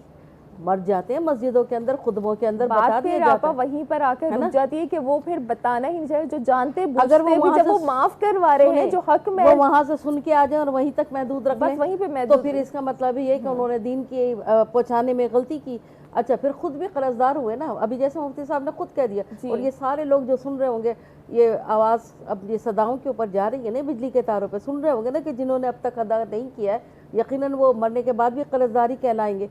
तो बात ये है कि आप अपने आप को कहीं तो अकाउंटेबल समझें। देखिए, दोनों तरफ है, ताली दोनों हाथ से बचती है। कहीं ख़वातीन के अपने हुकूक को सल्ब करवा रही हैं और कहीं मर्द उनके हुकूक को सल्ब कर रहे हैं। सही। अब मगर एक बात है, सबसे पहले जिम्मेदारियों का तयन, वो पहली बात है कि हो गया, अल्लाह ताला ने तखसीस कर दी, मर्द और औरत के अपने अपने दायरे कार बना दिए। अब ये जो मार्च की बात आती है, ये कुछ और ही चीज़ है। ये लिबरलाइजेशन, ये प्रोग्रेशन, ये बिल्कुल अलग चीज़ है। इसके अंदर तो ये है कि चादर और चारदीवारी के तकद्दुस और इसकी हुदूद और क़य्यूद से आज़ाद करके एक नया माशरा खड़ा करने की इसके तो यकीनन हक़ में हम नहीं है, क्योंकि इसके बिगाड़ से जो कुछ डिटोरिएशन सोसाइटी होगी वो आज आपको भी पता है, मुझको भी इस पता वक्त है। उधर ही जो चंद खवातीन हैं जो नारे लगाती हैं, और उसके बाद उन्होंने आटे कुछ में नमक से भी कम है बिल्कुल वो। और दूसरी बात यह है कि फिर उसके बाद उन्होंने कौन से ऐसे जो है फ़राइज़ अंजाम दे दिए हैं कि वो किस खातून को हकूक दिलवाने में कामयाब हो गई हैं। वो टाइम पास का एक जरिया है जिस पे वो बाहर निकलती हैं। बानो कुसिया का जो नावल है ना, राजा गिद्ध, हालांकि बात कहनी चाहिए, उन्होंने अपनी एक लाइन जो है वो मुझे बड़ी पसंद है उनकी। वो ये कहती हैं कि ये जितनी भी आज़ादी मार्च की ये जो ख़वातीन हैं और ये जो जलसे जुलूस हैं, ये सिर्फ इस बात के लिए अपनी आवाज़ को बुलंद कर लें कि औरतों का एहतराम किया जाए तो सारे मसाइल हल हो जाएंगे। औरत को बहैसियत एक इंसान समझकर उसके हुकूक की पासदारी के, ये है एक छोटा सा जुमला। मुफ्ती साहब ने यही हवाला दिया था कि अगर उस मार्च में ये चीज़ें जो वाकई ख़वातीन के हुकूक हैं उनको शामिल कर लिया जाए। अच्छा, कि मगर एक चीज़ है ना, देखो किसी का कल्चर, हमारी इस्लामी अक़दार और रिवायात बहुत से लोगों को नापसंद है। मुफ्ती साहब मेरी बात की तायद करेंगे। जो एक सोशल नॉर्म्स है, मोरल वैल्यूज़ है ना, वो बहुत से लोगों को नहीं पसंद। ज़ाहिर है वो इसलिए नहीं पसंद कि मगरिबी अक़दार का मशरिक़ी अक़दार के ऊपर इसलिए तसल्लुत होता जा रहा है कि इस्लामी अक़दार या हमारी जो मशरिक़ी अक़दार है, मशरिक़ियत में भी बहुत सी चीज़ें हैं। इस्लाम तो कुछ और कहता है, मशरिक़ कुछ और कहता है, ठीक है, बिल्कुल। लेकिन उसके अंदर जो है वो जब ये देखते हैं कि ये एक बॉन्ड है, ये फैमिली सिस्टम है, ये बहुत एक अच्छा पॉइस एक कल्चर है, तो तोड़ना फ़र्ज समझते हैं और उसमें इन्वेजन होती है, घुसने की कोशिश करते हैं। और उसमें फिर ये छोटे छोटे चुटकुले होते हैं जो जुलूसों के सूरत में आपको नज़र आते हैं। कई 4 औरतें, कई 5 औरतें, 2 बैनर नज़र आते हैं, 2 मुज़ाकरे होते हैं, 2 टॉक शो होते हैं और उसके अंदर आप अपनी बात कर रहे होते हैं। बात असल में ये नहीं है। हमारे यहाँ जब ब्रॉटअप शुरू होती है ना, तो वो सबसे पहली चीज़ किताबों में नहीं लिखी हुई मिलेगी, इनफॉर्मल एजुकेशन होगी। एहतराम, जो अभी सरवत ने कहा, दोनों के तर्ज अमल के अंदर एक दूसरे का अदब और एहतराम, एक दूसरे के बर्ताव में तहजीब और तमद्दुन, तो ये परवरिश यहाँ से शुरू होगी। फिर उसके बाद किताबें आई, फिर उसके बाद कैरिकुलम आया, फिर उसके बाद ज़राए अबलाग आए। ये सब चीज़ें तमद्दुन को या तहजीब को जन्म देती हैं और ये यकीनन हमारा हिस्सा होना चाहिए। लेकिन बात हम आके जहाँ हमारा मसला किसी बात पर अटकता है, हम उसे मज़हब कुरान से शादी करवा देते, बिल्कुल ठीक है, और इसलिए करा देते हैं कि मेरी जायदाद सेफ हो जाए।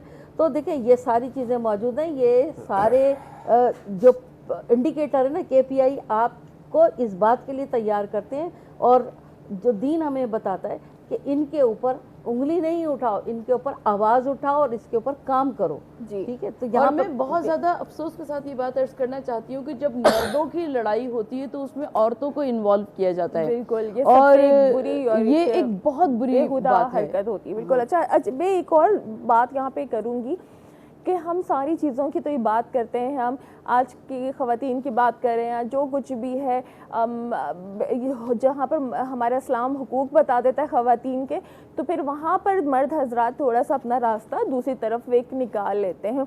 अच्छा, दूसरी अगर जिद्दत है, चलो जी ख़वातीन ये काम भी कर लें, हवाई जहाज़ भी उड़ा लें, वो एक पायलट है, वो एक एयर होस्टेस है, वो बाहर काम करिए, वो बैंकर है, वो डॉक्टर है, वो वकील है, व्हाटएवर जो भी वो काम कर रही है, तो उन चीज़ों में हम चल रहे हैं कि मग़रबी अतवार को लेकर कि हम ये कहना चाहिए कि जो चांद पे पहुंच गए हम उनको फॉलो करें, और जिन्होंने चांद के 2 टुकड़े कर दिए हैं हम उनको फॉलो नहीं करते, कि वो खुद अपनी बेटी की इज्जत और तकरीम के लिए खड़े हो जाया करते थे कि मेरी बेटी आई है, कि एक बेटी को इज्जत देना, कि जिनके लिए पूरे कायनात को अल्लाह ताला ने तख्लीक किया है, तो वो खुद ही जब इतनी इज्जत दे रहे हैं। मैं मतलब मेरा तो बिल्कुल दिल चाह रहा है कि मैं अलमास की तरफ आऊँ और जिस ज़ात मुक़द्दस की हमने बात की, हुज़ूर पाक सल्लल्लाहु अलैहि वसल्लम, उनके लिए एक कलाम गुजारिश है। मस्जिद नबी की यादों में चले जाते हैं। गुफ्तगू तो माशाल्लाह बहुत खूबसूरत हो रही थी। अल्लाहुम्मा सल्ली अला मुहम्मद व अला आलि मुहम्मद।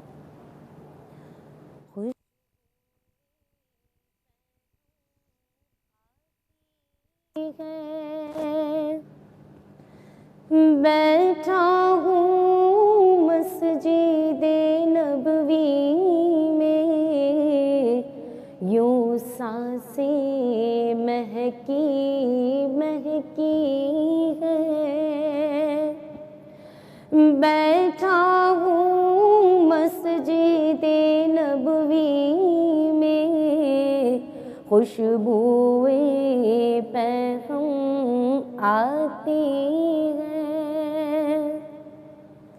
और रमज़ान की बहारें आई है, बख्शिश का मुजदा लाई है। रमज़ान की बहारें आई है, बख्शिश का मुजदा लाई है। रहमत की घटाएं बरसी है।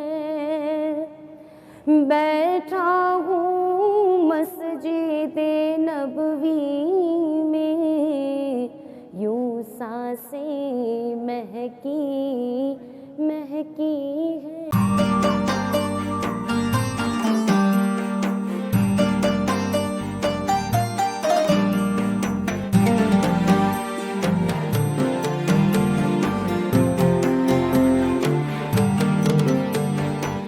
मरहबा से नशियात में एक बार फिर आपको खुशामदीद। और जनाब चलते हैं हमारे किचन की तरफ, मरहबा किचन में, जहाँ पर मज़ेदार सी खुशबू आ रही है। तो यकीनन हमारी आज की मलाई बोटी तैयार हो चुकी है, तो हमारी सहरी का भी वक्त हुआ जाता है।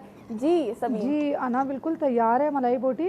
अच्छा मैं इसको सर्व भी कर देती हूँ जी। इसमें हम आज कोई भी चीज़ गार्निश नहीं करेंगे। अच्छा। क्योंकि इसमें ऑलरेडी हमने क्रीम शामिल की है, दही शामिल की है, और अगर आप चाहें तो थोड़ा सा हरा धनिया या थोड़े से पुदीने के पत्ते भी शामिल कर सकते हैं। ठीक है। इसके साथ हम केचप भी आराम से केचप का भी इस्तेमाल कर सकते हैं। अच्छा हाँ जी, चावल और पराठे के साथ पूरी के साथ, बल्कि पूरी के साथ बहुत पूरी के साथ भी बहुत अच्छा लगेगा। हाँ, और आखिर में जो है इसके साथ बड़े मैंने अना इसको बनाया बड़ा ही ज़बरदस्त। इसमें ब्लैक पेपर अलग से नज़र आ रही है। अच्छा हाँ, और फर्स्ट टाइम मैं इसको यूज़ कर रही हूँ। देखिए एक तरह से तो ये हमारे मैदे के लिए भी बहुत अच्छा है, बहुत फायदेमंद है, हाजमे के लिए बड़ा बेहतरीन होता है जी। अच्छा, जो हम नींबू पानी पीते थे वो उसमें ये शामिल नहीं था, लेकिन जो इस दफ़ा मैं इसको इस्तेमाल कर रही हूँ इसमें काली मिर्चें जो हैं वो अलग से उसके ज़रात जो हैं वो पार्टिकल्स, तो ये मलाई बोटी और साथ में नींबू पानी टैंक जो है वो शामिल। बहुत बहुत शुक्रिया सबीन आपका। और बात अभी दोबारा हम करेंगे, इस तरफ आ जाएंगे कि हमारे आज जो बेटी के हवाले से जो मौजू है कि रिसालत माब सल्लल्लाहु अलैहि वसल्लम तो ख़ुद बेटी का एहतराम करते थे, और आपने बेटी को रहमत और बेटे को नेमत करार दिया है। रहमत और नेमत का तकाबुल किस तरीके से हो सकता है हमारे अगर इस्लाम को देखते हुए, क्या फरमाएंगे मुफ्ती साहब? देखिए मैं यहाँ पर बतौर मैसेज और पैगाम की भी आखिर में ये बात कहना चाहूँगा, बिलखुसूस उन लोगों के लिए जिनको मैं ये कह सकता हूँ कि बस एक आदत और माशरे के रवैये को देखते हुए बेटी के हवाले से ये तशवीश रहती है कि शायद अब बेटी है तो उसका सारा बोझ हमें उठाना पड़ेगा, जो एक हमारी ज़रूरियात में से भी है कि उसकी अब शादी भी करवानी है। तो उस तनाजुर में ज़रा इस्लाम का एक पैगाम समझ लें, बड़ा हौसला मिलेगा सबको और बड़ी खुशी होगी सबको कि हाँ वाकई बेटी रहमत तो है ही है, बेटी नेमत भी है। और ये बेटी जहन्नुम से बचाने के लिए हिजाब भी है। जी हाँ, पहली बात तो ये है कि जिस घर के अंदर बेटी पैदा होती है, हदीस पाक के अंदर जिक्र है कि नबी अलैहिस्सलाम ने फरमाया कि वहाँ फरिश्ते आते हैं। जब बेटी की पैदाइश होती है फरिश्ते आते हैं। हदीस का लफ्ज़ है मलाइका, यानी जमा का लफ्ज़ इस्तेमाल हुआ। बहुत सारे फरिश्ते आते हैं और वो अपने साथ बरकत लेकर आते हैं। अच्छा, जब बेटे की पैदाइश होती है तो वहाँ हदीस में मलक का लफ्ज़ आया, वहाँ भी फरिश्ता आता है, वहाँ फरिश्ते नहीं फरमाया। बेटी के लिए बहुत सारे फरिश्ते आते हैं बरकत लेकर, और बेटे के लिए एक फरिश्ता आता है, वो भी बरकत लेकर आता है। लेकिन ये दोनों को अलग इसलिए रखा इस्लाम ने ताकि ये पता चले कि बेटी अल्लाह ताला की कितनी बड़ी रहमत भी है और नेमत भी है। अच्छा, अब उमूमी तौर पर होता ये है कि हम ये समझते हैं कि एक बेटी है, दो है, तीन है, चार है, जो लोगों का जहन है। मैं उस तनाजुर में ये बात कर रहा हूँ कि भाई अब इनको इनकी तरबियत भी करनी है, फिर इनकी शादी करनी है, एक बोझ सा महसूस होता है। बहरहाल इसके बारे में नबी अलैहिस्सलाम ने इरशाद फरमाया कि जिस शख्स की दो बेटियां हों और उनकी अच्छी तरबियत करे, उन्हें पढ़ाए लिखाए और फिर उनका रिश्ता तय करके शादी कर ले, फरमाया क़यामत वाले दिन वो जन्नत में मेरे साथ ऐसे होगा। नबी अलैहिस्सलाम ने अपनी दस्त अक़दस की उंगलियां उठाकर इशारा फरमाया, कहा कि वो ऐसे मेरे साथ जन्नत में आएगा क्योंकि वो बेटियों का बोझ और बार जो उस पर डाला, जो आजमाइश आई और उसने उनके साथ सिला रहमी की, हुस्ने सुलूक किया, इसके बदले में अल्लाह उसको जन्नत अता फरमाएगा। एक सहाबी ने अर्ज़ की, अल्लाह के रसूल, अगर किसी की एक बेटी हो तो क्या उसके लिए ये बशारत है? नबी अलैहिस्सलाम ने फरमाया जिसकी एक बेटी है उसके लिए भी यही बशारत होगी। और आप देखिए एक वाक़या, बस ये आखिर में गुफ्तगू को समेटूँगा। हज़रत आयशा सिद्दीक़ा रज़ियल्लाहु ताला अन्हा, आपके पास एक खातून आई, उसके साथ उसकी दो तीन बेटियां भी थी। उसने आकर कुछ तलब किया आपसे खाने के लिए, तो आपके पास खजूरें थी, आपने वो खजूरें उठाकर उस खातून को दे दी। तो उसने क्या किया कि वो माँ थी तो बेटियों में तकसीम कर दी, एक अपने पास रख ली। जब वो खुद खाने लगी तो बेटियों ने मांगा, उसने वो भी उनको दे दी। अब ये जो सिला रहमी का एक उस जो देखा ना हज़रत आयशा सिद्दीक़ा रज़ियल्लाहु ताला अन्हा ने, तो बाद में उनसे रहा ना गया, नबी अलैहिस्सलाम के सामने उन्होंने इस वाक़े का तज़किरा किया कि ये बड़ी अजीब मोहब्बत होती है औलाद की और बेटियों की। एक माँ ने ये उनके साथ रवैया अपनाया। नबी अलैहिस्सलाम ने फरमाया कि ए आयशा, जिस शख्स को भी इन बेटियों के ज़रिए आजमाया गया है, फरमाया कि ये बेटियां क़यामत वाले दिन जहन्नुम से हिजाब होंगी। अब ये रहमत और नेमत का फ़र्क आपने पूछा था, दुनिया में आती हैं तो रहमत बनकर आती हैं, और जब मैदान महशर होगा तो बतौर नेमत आएंगी कि जहन्नुम से रुकावट होंगी और जन्नत में ले जाने का ज़रिया बन जाएंगी। जी, आप क्या इजाफा करना चाहेंगे? अल्लाह के रसूल सल्लल्लाहु अलैहि वसल्लम को परवरदिगार आलम ने जनाब फ़ातिमा ज़हरा जैसी बेटी अता फरमाई। सरकार जब किसी सफ़र पे जाया करते थे तो सबसे आखिर में शहज़ादी कौनैन के दरवाजे पर आया करते थे। सफ़र से वापस आया करते तो सबसे पहले फ़ातिमा ज़हरा के दरवाजे पर आया करते थे और आवाज़ दिया करते थे कि अस्सलामु अलैका या अहलल बैत नबुव्वत व मादन रिसालत। जब भी कोई यतीम, कोई मिस्कीन, कोई असीर, कोई साइल आया करता था तो आका सल्लल्लाहु अलैहि वसल्लम शहज़ादी कौनैन के दरवाजे पर भेजते थे उसको, ताकि वहाँ से उसकी हाजत रवाई हो सके। हुज़ूर नबी करीम सल्लल्लाहु अलैहि वसल्लम ने इरशाद फरमाया कि इल्म हासिल करना जिस तरह से मर्द पर वाजिब है उसी तरीके से औरत पर वाजिब है। विरासत में जिस तरीके से मर्द का हिस्सा है उसी तरीके से औरत का हिस्सा है। और हुजूर नबी करीम सल्लल्लाहु अलैहि वसल्लम ने अपनी बेटी के लिए उठकर खड़े होकर ताज़ीम करके ये बता दिया कि बेटी का मर्तबा और मकाम क्या है। तो यकीनन आज मैं और आप जब बेटी के फ़ज़ाइल पर बात करते हैं तो हुजूर नबी करीम सल्लल्लाहु अलैहि वसल्लम की सुन्नत पर अमल करते हुए हमको अपनी बेटियों की अज़मत और इज़्ज़त को समझना चाहिए। बेशक, बिल्कुल। आप क्या फरमाएंगे? मैं क्या कहूँगी, नेमत और रहमत के अंदर ये देख लीजिए, नेमत जो है वो इसमें मखसूसा है, मखसूसा है यानी कि मखसूस मुद्दत के लिए, मखसूस वक्त के लिए और मखसूस उसका हिसार है। लेकिन रहमत को अगर मैं कहूँ कि ये इसमें नकरा है यानी रहमत आम्मा है। बारान यानी बारिश रहमत को कहा जाता है कि अब इस बारिश जब बरसती है तो ये नहीं मालूम होता कि चरिंद पे बरसी है, परिंद पे बरसी है, घास पे बरसी है, सबको अपने वजूद के अंदर समेट लेती है और कहीं ना कहीं उसका लुत्फ़ आ रहा होता है। तो बेटी भी इसी तरह की है। ये कहा जाता है कि जो अल्लाह ताला ने मतलब बेटी के मखसूस होने की एक जो अलामत ये है कि मैं किसी से खुश होता हूँ तो उसके घर मेहमान भेज देता हूँ, और जब ज़्यादा खुश होता हूँ तो बारिश भेज देता हूँ, और जब बहुत ज़्यादा खुश होता हूँ तो उसके घर बेटी भेज देता हूँ। तो अल्लाह ताला की रहमत को समेटने का जो परवरदिगार दे कि कुरान हमारे लिए वो तालीमात, इरशादात का मजमुआ है, समझ के पढ़ने की चीज़ है। सब कुछ उसमें ज़िंदगी का फ़लसफ़ा है, आसान ज़िंदगी का। दुनिया का भी और दीन का भी, यहाँ से लेके वहाँ तक। अभी मुफ्ती साहब ने भी कहा कि आखिरत के तक ले जाने का ज़रिया है। हम उन बच्चियों को लावारिस छोड़ते हैं, हम उनको किस तरह से उनका इस्तेसाल करते हैं, दुनिया में भी करते हैं, और उनको आखिरत तक इसी लपेट में और जुल्म की चक्की में लपेटते हैं और इसी तरह से उसे दफन कर देते हैं। जो हमारे यहाँ जो रसूम की कभी रिवायात हैं, ये हमारी अपनी पैदा कर दी हैं। माइंडसेट को चेंज करने की ज़रूरत है। अवेयरनेस कहीं से पैदा नहीं होती, अवेयरनेस आपके अपने सोशल सर्कल से आती है, ये कहीं से नहीं आती, आपके अपने रद्द अमल से आती है, आपके अपने दायरे कार से आती है।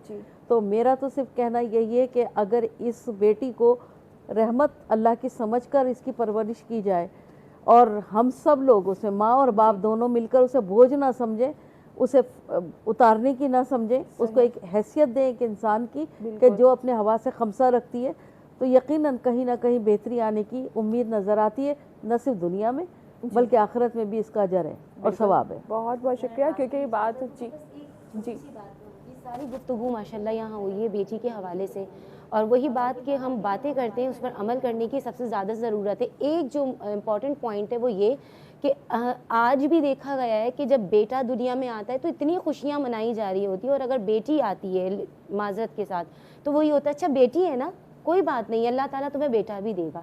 तो जो बेटी वाले हैं, मैं उनसे गुजारिश करती हूँ, मेरे अब्बू बहुत खुश नसीब अपने आप को समझते हैं कि उनके पास 3 बेटियाँ हैं और बहुत खुश होता है, अल्हम्दुलिल्लाह मेरे 3 भाई भी हैं, लेकिन जिनकी बेटियां हो रही होती हैं तो वो इस तरह मायूस ना हो। हमें मुफ्ती साहब ने और सरबत आपा ने सब ने यही गुफ्तगू की कि बेटी अल्लाह पाक की रहमत है, तो उसको खूबसूरत तरह से नेमत जी उसके बाद नेमत है, तो उनकी कदर करें, मायूस ना हो, बेटियों को बोझ ना समझा जाए। देखिए बात फिर वहीं पर आ जाती है इस गुफ्तगू को समेटते हुए कि एक माँ ही बेहतरीन दरसगाह होती है अपनी औलाद की, चाहे वो बेटा हो या वो बेटी हो, तो तरबियत उसको करनी है यहाँ पर बेटी की भी और बेटे की भी, कि उस वक्त ज़्यादा तवज्जो की ज़रूरत होती है एक बेटे को, कि जब वो घर से बाहर जाए तो जब वो अपनी बहन के लिए कॉन्शियस हो सकता है कि जी मेरी बहन की तरफ कोई बुरी निगाह न डाले, कोई बुरी नज़र से ना देखे या उसके साथ कुछ बुरा ना हो, तो फिर उसको खुद पहले अपने किरदार पे नज़र डालनी चाहिए कि वो किसी और की बहन के साथ कोई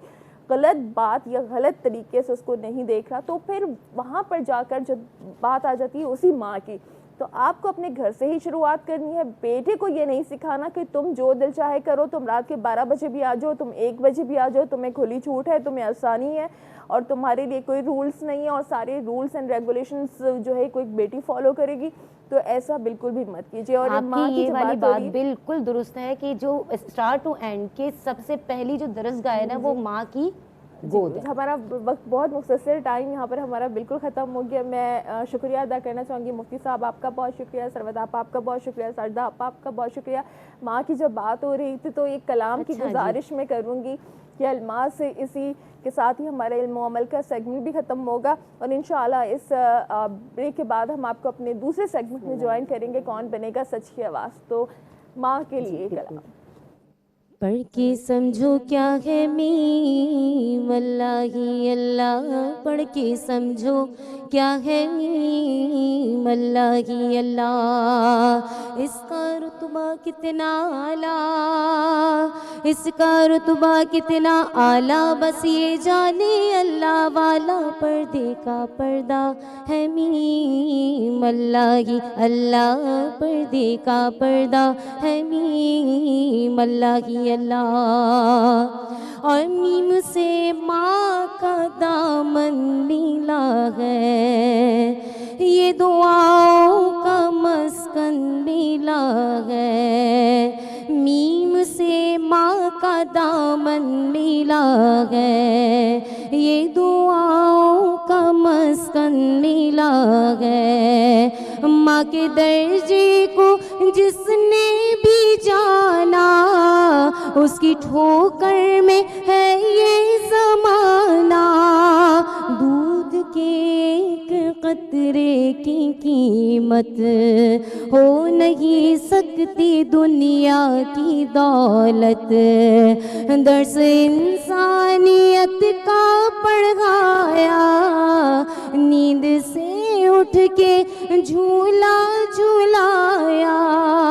माँ अगर सच्चे दिल से पुकारे, पैदा तूफान में हो वो किनारे, लो दुआएं तो इज्जत मिलेगी, माँ के दामन में रहमत मिलेगी, लो दुआएं तो इज्जत मिलेगी, माँ के दामन में रहमत मिलेगी। तो माँ के दामन को ना छोड़ो, माँ के दामन को ना छोड़ो, इससे हरगिज़ मुँह ना मोड़ो, पाकीज़ा रिश्ता हमीम, अल्लाह ही अल्लाह पाकीज़ा रिश्ता हमीम, अल्लाह ही अल्लाह पढ़ के समझो क्या है मीम, अल्लाह ही अल्लाह पढ़ो ला इलाहा इल्लल्लाह, ला इलाहा इल्लल्लाह, ला इलाहा इल्लल्लाह, ला इलाहा इल्लल्लाह।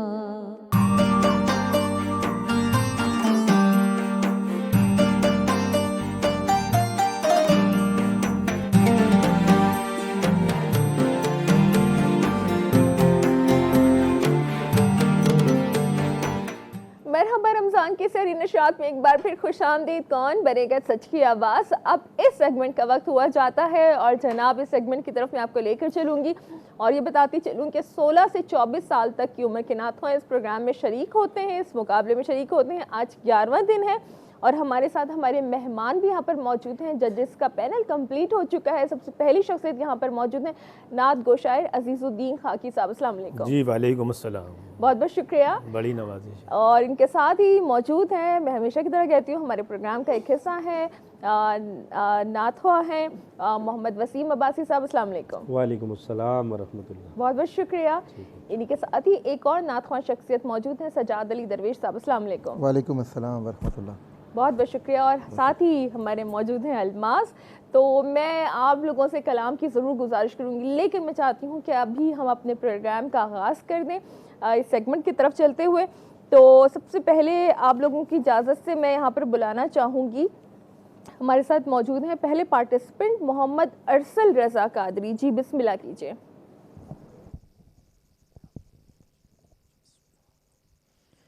रोक लेती है आपकी निस्बत, तीर जितने भी हम पे चलते गए, रोक लेती है आपकी निस्बत, तीर जितने भी हम पे चलते हैं, ये करम है हुजूर का हम पर, ये करम है हुजूर का हम पर, आने वाले अजाब टलते गए, ये करम है। अब कोई क्या हमें गिराएगा, हर सहारा गले लगाएगा, क्योंकि हमने खुद को गिरा दिया है वहाँ, गिरने वाले जगह संभलते हैं, ये करम है हुजूर का हम पर, आने वाले अजाब टलते गए। जज़ाकल्लाह जी। तो पहले पार्टिसिपेंट को आप लोग सुन चुके हैं, एक एक जुमला हाकी साहब।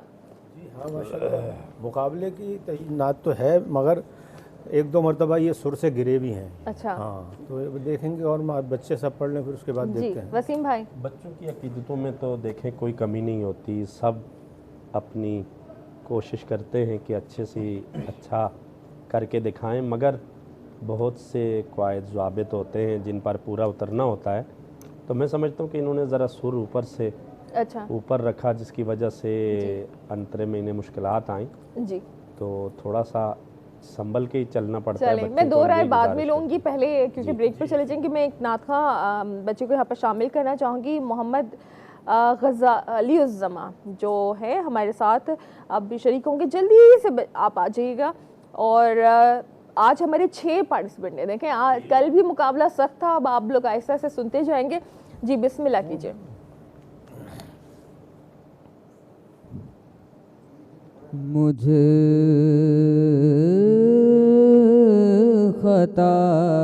खताकार सा इंसान मदीने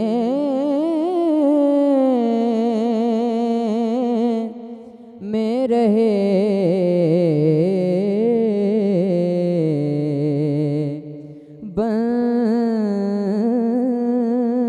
के सरकार का मेहमान मदीने में रहे।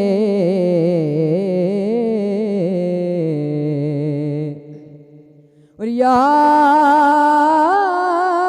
आती है मुझे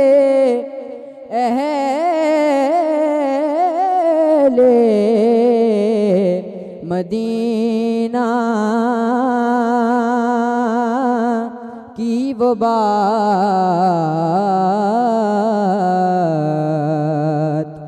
याद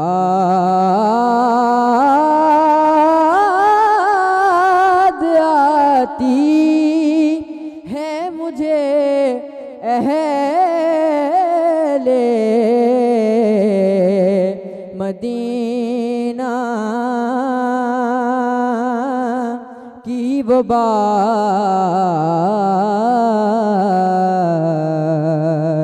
के जिंदा रहना हो तो इंसान मदीने में रहे।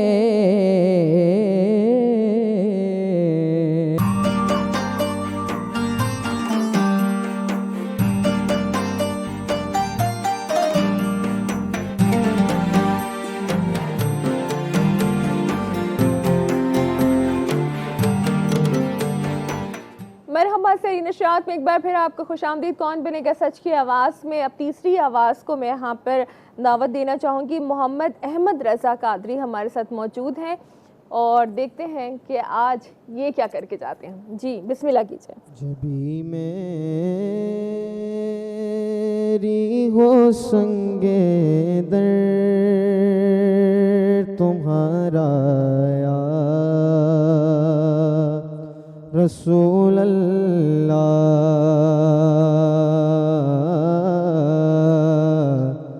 यही है एक जीने का सहारा या रसूल अल्लाह, यही है एक जीने का सहारा या रसूल अल्लाह। दिखा दो अपना चेहरा प्यारा प्यारा या रसूल अल्लाह।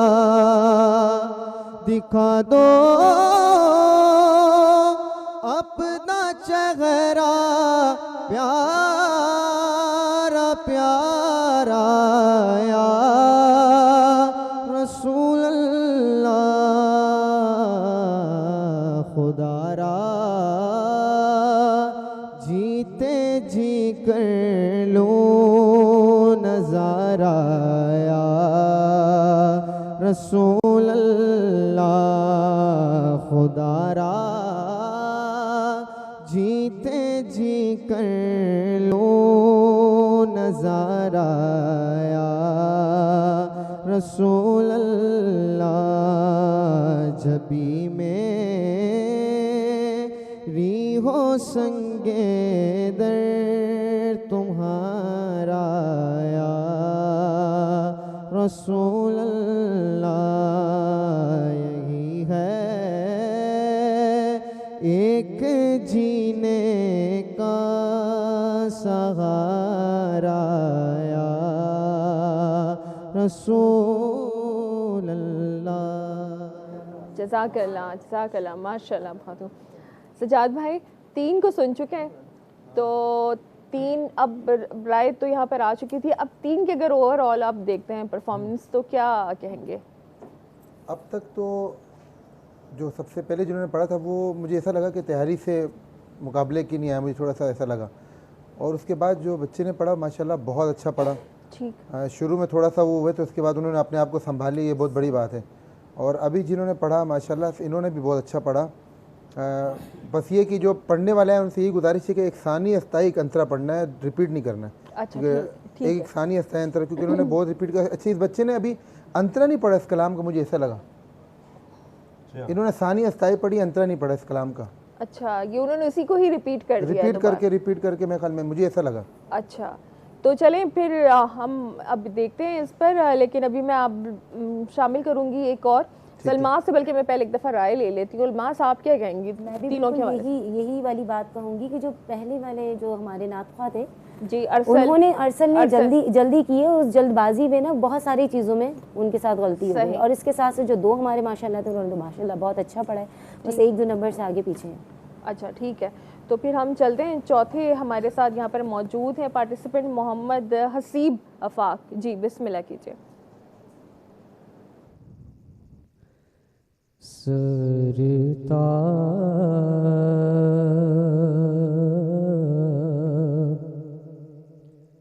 बकदम है तने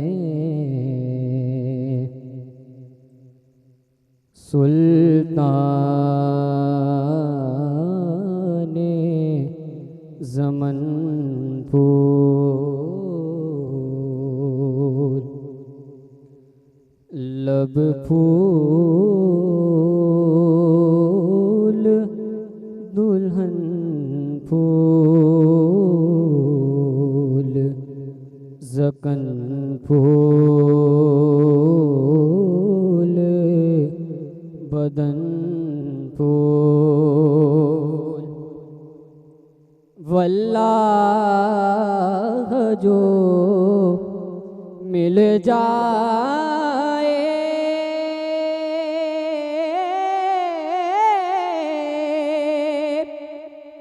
मेरे गुल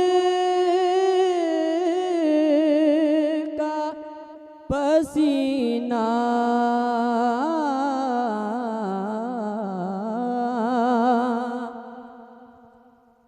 वल्लाह जो मिल जाए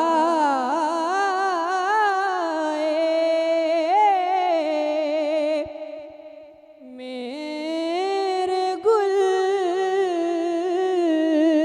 का पसीना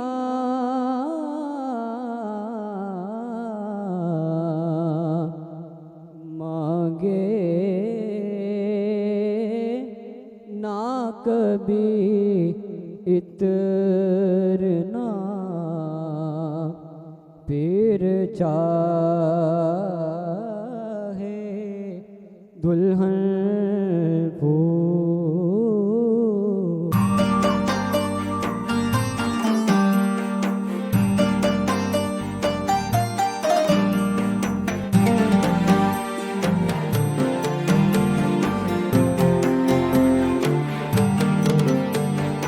मरहबा से नशरियात में एक बार फिर खुश आमदीद। और इसी के साथ ही वक्त गुजरता चला जा रहा है और इस वक्त की जितनी बरकतें और रहमतें हम समेट सके हमें समेट लेनी चाहिए। यहाँ पे ज़िक्र मुस्तफ़ा सल्लल्लाहु अलैहि वसल्लम हो रहा है और अब हमारे पास इस ज़िक्र को पेश करने के लिए मोहम्मद उमर नक्शबंदी हैं, चौथे पार्टिसिपेंट हैं हमारे, बल्कि पांचवें पार्टिसिपेंट हैं जी, ये मैं बता दूं। तो बिस्मिल्लाह कीजिए।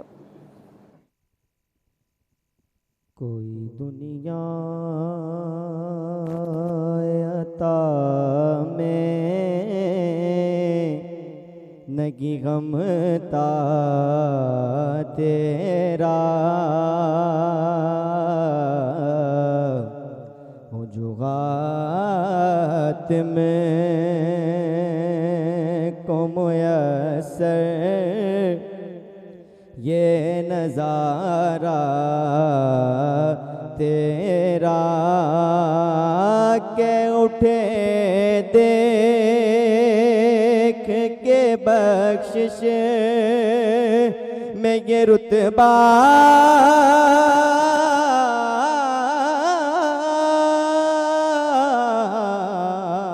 तेरा वागा क्या जो दो करम है शगबत का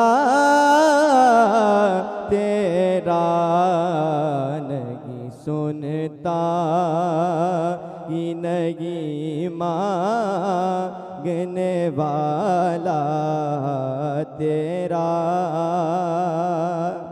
सुनता कि नहीं मांगने वाला तेरा। जज़ाकल्लाह जज़ाकल्लाह। आज हमारे अभी प्रोग्राम में 5 नातख़्वां शामिल हो चुके हैं। फ़ैसला आज का मुश्किल जा रहा है या फ़ैसला बहुत ही आसान है?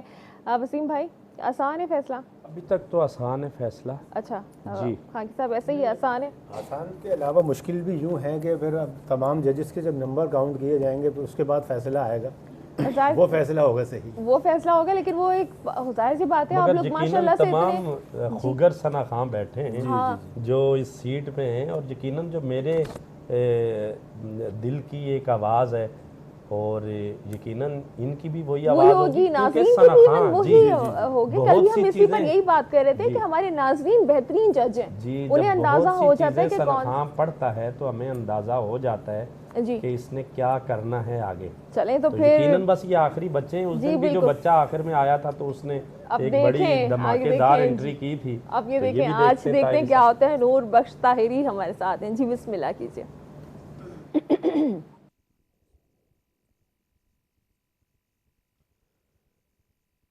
ऐसा तुझे खालिक ने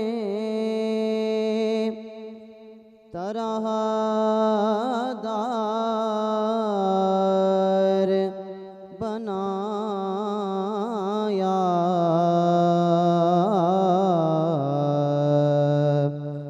यूसुफ को तेरा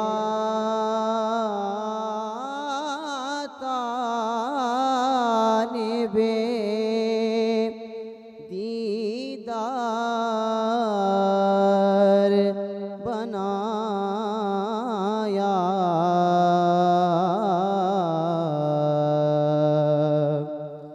कौनैन बनाए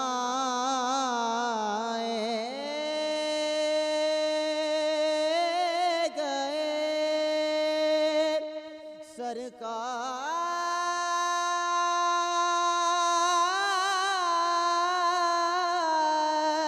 की खातिर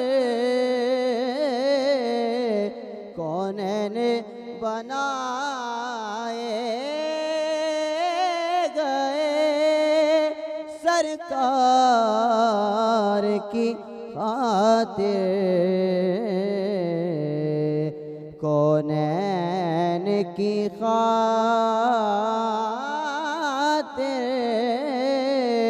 तुम्हें सरकार बनाया,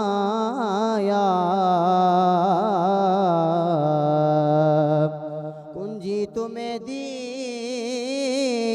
अपने माशाल्लाह ये बार बार याद दहानी करवाई जा रही है जी। एक अस्थाई और एक अंतरा पेश करना है, ठीक है। जो ज्यादा अशार पड़ेगा तो इस पर भी उसके नंबर और अना ने कहा है कि उसके मार्क्स कट जाएंगे। चलें 6 हमारे जो आज के जितने भी नात खां थे तमाम शामिल हो चुके हैं, बाकी 2 को भी सुन चुके हैं और अभी हमारे पास नतीजा आने वाला है। क्या राय होगी वो इंशाल्लाह भी कुछ ही देर में। सिर्फ इतना मैं जानना चाहूँगी कि कितने आज के जो पार्टिसिपेंट हैं उनमें से कितनी आवाज़ें आगे जा रही हैं? 2 नात खां जाएंगे। 2 हैं आप लोगों की मुत्तफिका राय है? चलें ठीक है, फिर वो नाम तो सामने आ जाएगा। मैं चाहूँगी कि सजाद भाई आपसे एक कलाम की गुजारिश है। बिस्मिल्लाह। वक्त हमारे पास मुख्तसर है कि अभी ज़ाहिर सी बात है कलाम में सबके ही शामिल करना चाहती, लेकिन वो वक्त इतनी तेज़ी के साथ गुजरा है तो आप नात रसूल मकबूल सल्लल्लाहु अलैहि वसल्लम के 2 अशार नहीं आप पूरा कलाम पढ़े मेरे मुख्तसर कहकर आप कहेंगे अना ने कहा कि बस मुख्तसर करना है तो बस मैं 2 अशार ही पढ़ लूँ, आप 3 अशार पढ़े।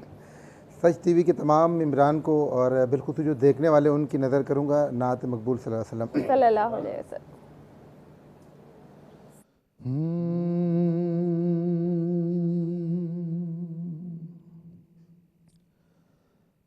कतरा मांगे जो कोई तू से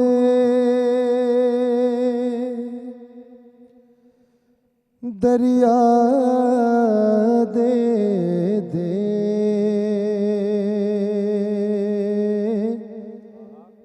कतरा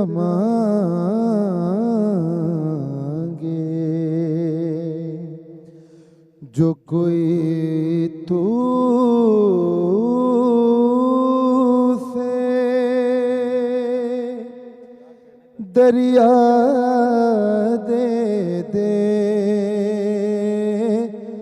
मुझको कुछ और न दे अपनी तमन्ना दे दे मुझको कुछ और न दे अपनी तमन्ना दे दे कतरा मांगे।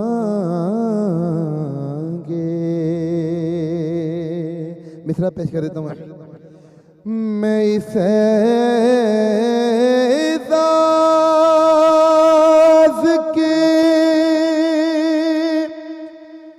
लायक तो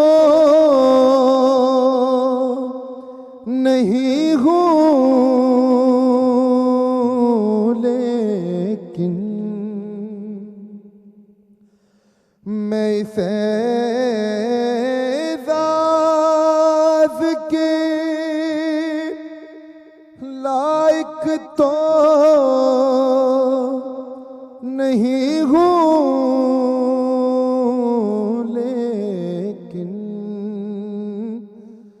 मुझको हम साइगिए गुंबद खिजरा दे दे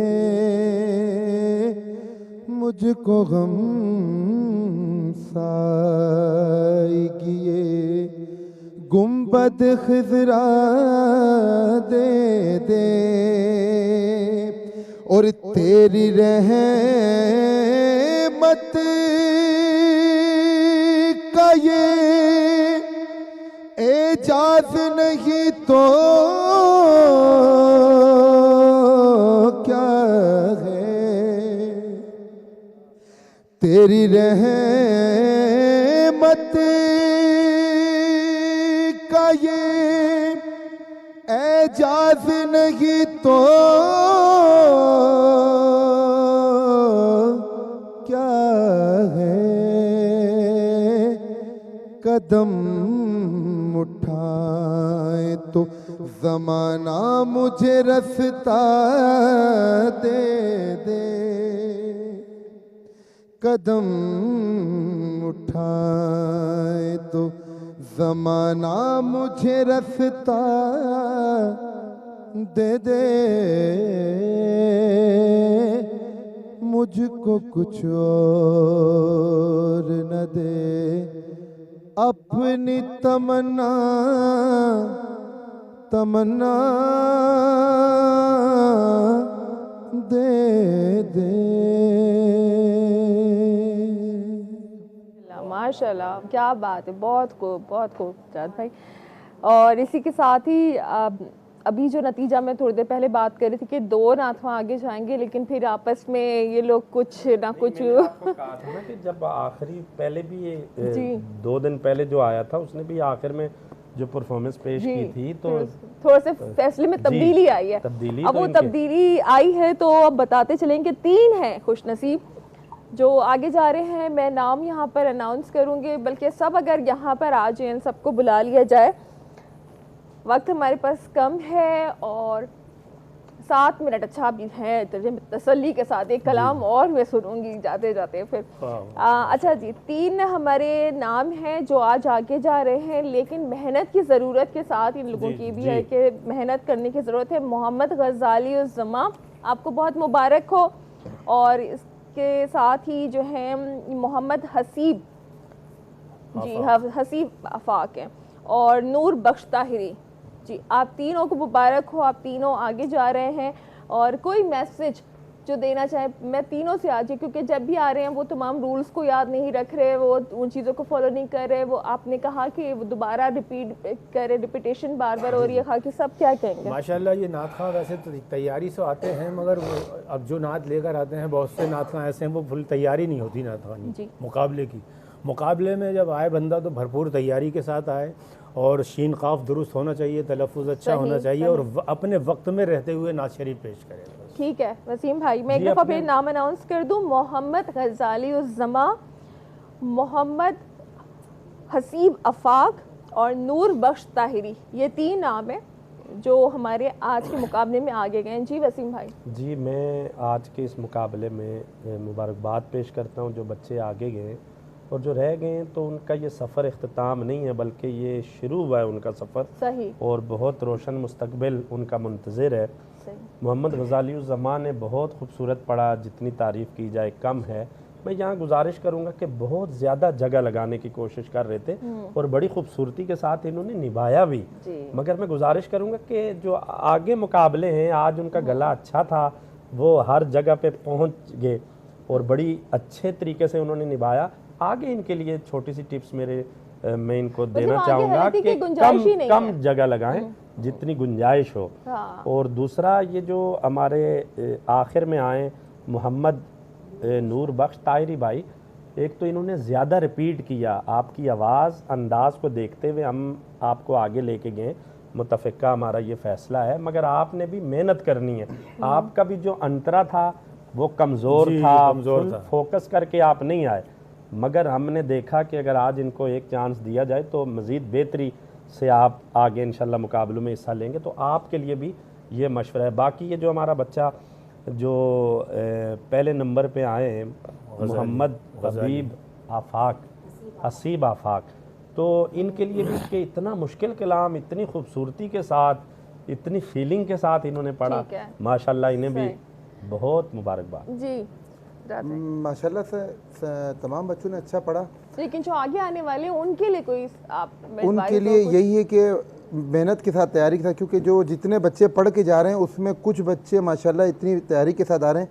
जिस तरह ये आज हसीब आफाक ने जो पढ़ा, मैं शुरू में सोच रहा था शायद ये अंतरा नहीं पढ़ पाएगा, इन्होंने इतनी नीचे से शुरू किया। और पढ़ने वालों के लिए ये मैसेज, जो जितना नीचे पढ़ सकता है वो इतना ऊपर भी पढ़ सकता है, तो बच्चे ने नीचे पढ़ा और माशाल्लाह कितनी खूबसूरती से निभाया। सही जी।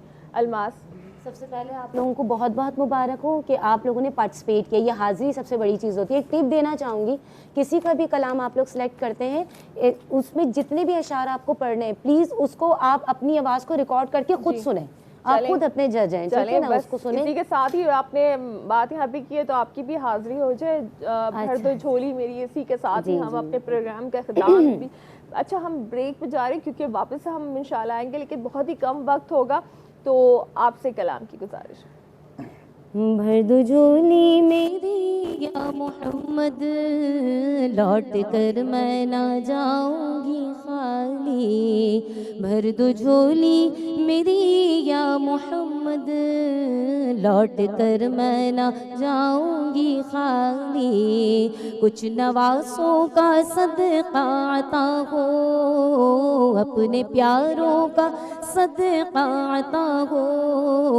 कुछ नवासों का, किन नवासों का, किन नवासों का, पैदा हुए तो हक से शरीयत खरीद ली। पैदा हुए तो हक से शरीयत खरीद ली। जब हो गए जवां तो इमामत खरीद ली। मादर से खुल्द, बाप से ताकत खरीद ली।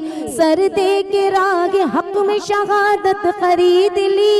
नाना के दो नवासों ने उम्मत खरीद ली। उन नवासों का सदका अता हो, उन नवासों का सदका अता हो। दर पे आई हूँ बनकर सवारी, आज दर पे आई हूँ बनकर सवारी।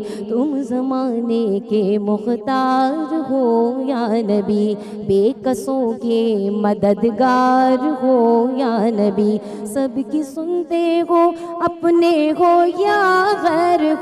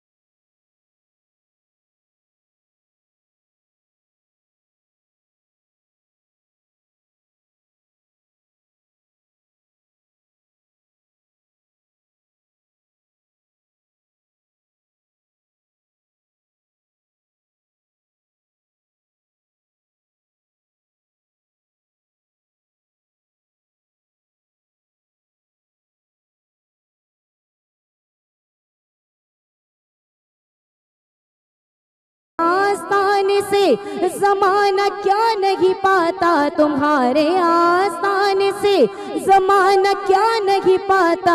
कोई भी दर से खाली मांगने वाला नहीं जाता। भर दो झोली मेरी ताजदारे मदीना, भर दो झोली मेरी या शाहे मदीना। लौट कर मैं न जाऊंगी खाली। कुछ नवासों का सदका अता हो, अपने प्यारों का सदका अता हो। दर पे आई हूँ बनकर सवाली, काश पूर्ण मुतायारे नबी में।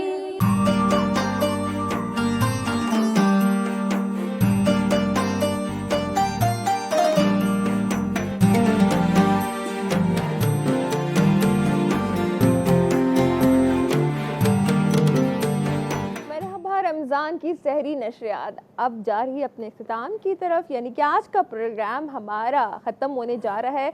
इस बात के साथ कि मैं शुक्रिया अदा करूं हमारे मेहमानों का जो हमारे साथ इस प्रोग्राम में शरीक रहे, और इसी के साथ ही हमारे स्पॉन्सर्स का, कमांडर बिल्डर्स एंड डेवलपर्स का, जिनका स्लोगन है एक नया सवेरा ज़रूर आएगा, फलकनास बिल्डर्स का कि अब हर कोई बना सकेगा अपना घर, racket and Calmette Pakistan, कारवाने Amir Hamza, मलका मसाला, इसके साथ ही धमतल स्वीट्स एंड निम्को, मारू स्वीट्स एंड बेकर्स, मुखलिया निम्को का शुक्रिया जिनके गिफ्ट हैम्पर्स हमारे मेहमानों के साथ जाएंगे। इसके साथ ही सर्फ एक्सेल का शुक्रिया, डिटॉल का शुक्रिया जनाब, और आप लोगों का शुक्रिया कि आप हमारे साथ प्रोग्राम में शरीक रहते हैं। दुआ में याद रखें, मैं हमेशा कहती हूँ दुआ कीजिए, दुआ दीजिए और दुआ लीजिए, और इसी के साथ ही अपनी मेज़बान अना साद को इजाज़त दीजिए। और इस प्रोग्राम का जो इख्तिताम है हम दुरूद पाक से करेंगे, और आपसे इंशाअल्लाह कल की सहरी नशरियात में फिर मुलाकात होगी। अपना बहुत ज़्यादा ख्याल रखिएगा। अल्लाह हाफ़िज़।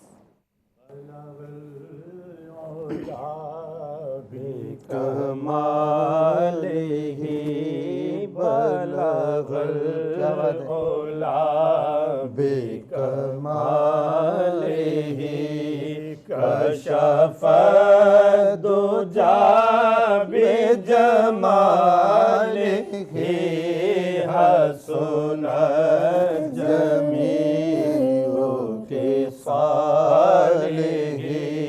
सल्लु अलैहि व आलिहि बलगल उला बिकमाल। जिसे चाहा दर पे बुला लिया, जिसे चाहा दर पे बुला लिया, हसनैन के नाना ने जिसे चाहा दर पे बुला लिया, जिसे चाहा अपना बना लिया। ये बड़े करम के हैं फैसले, ये बड़े नसीब की बात है, बलगल उला बिकमालिही। मैं बुरों से लाख बुरा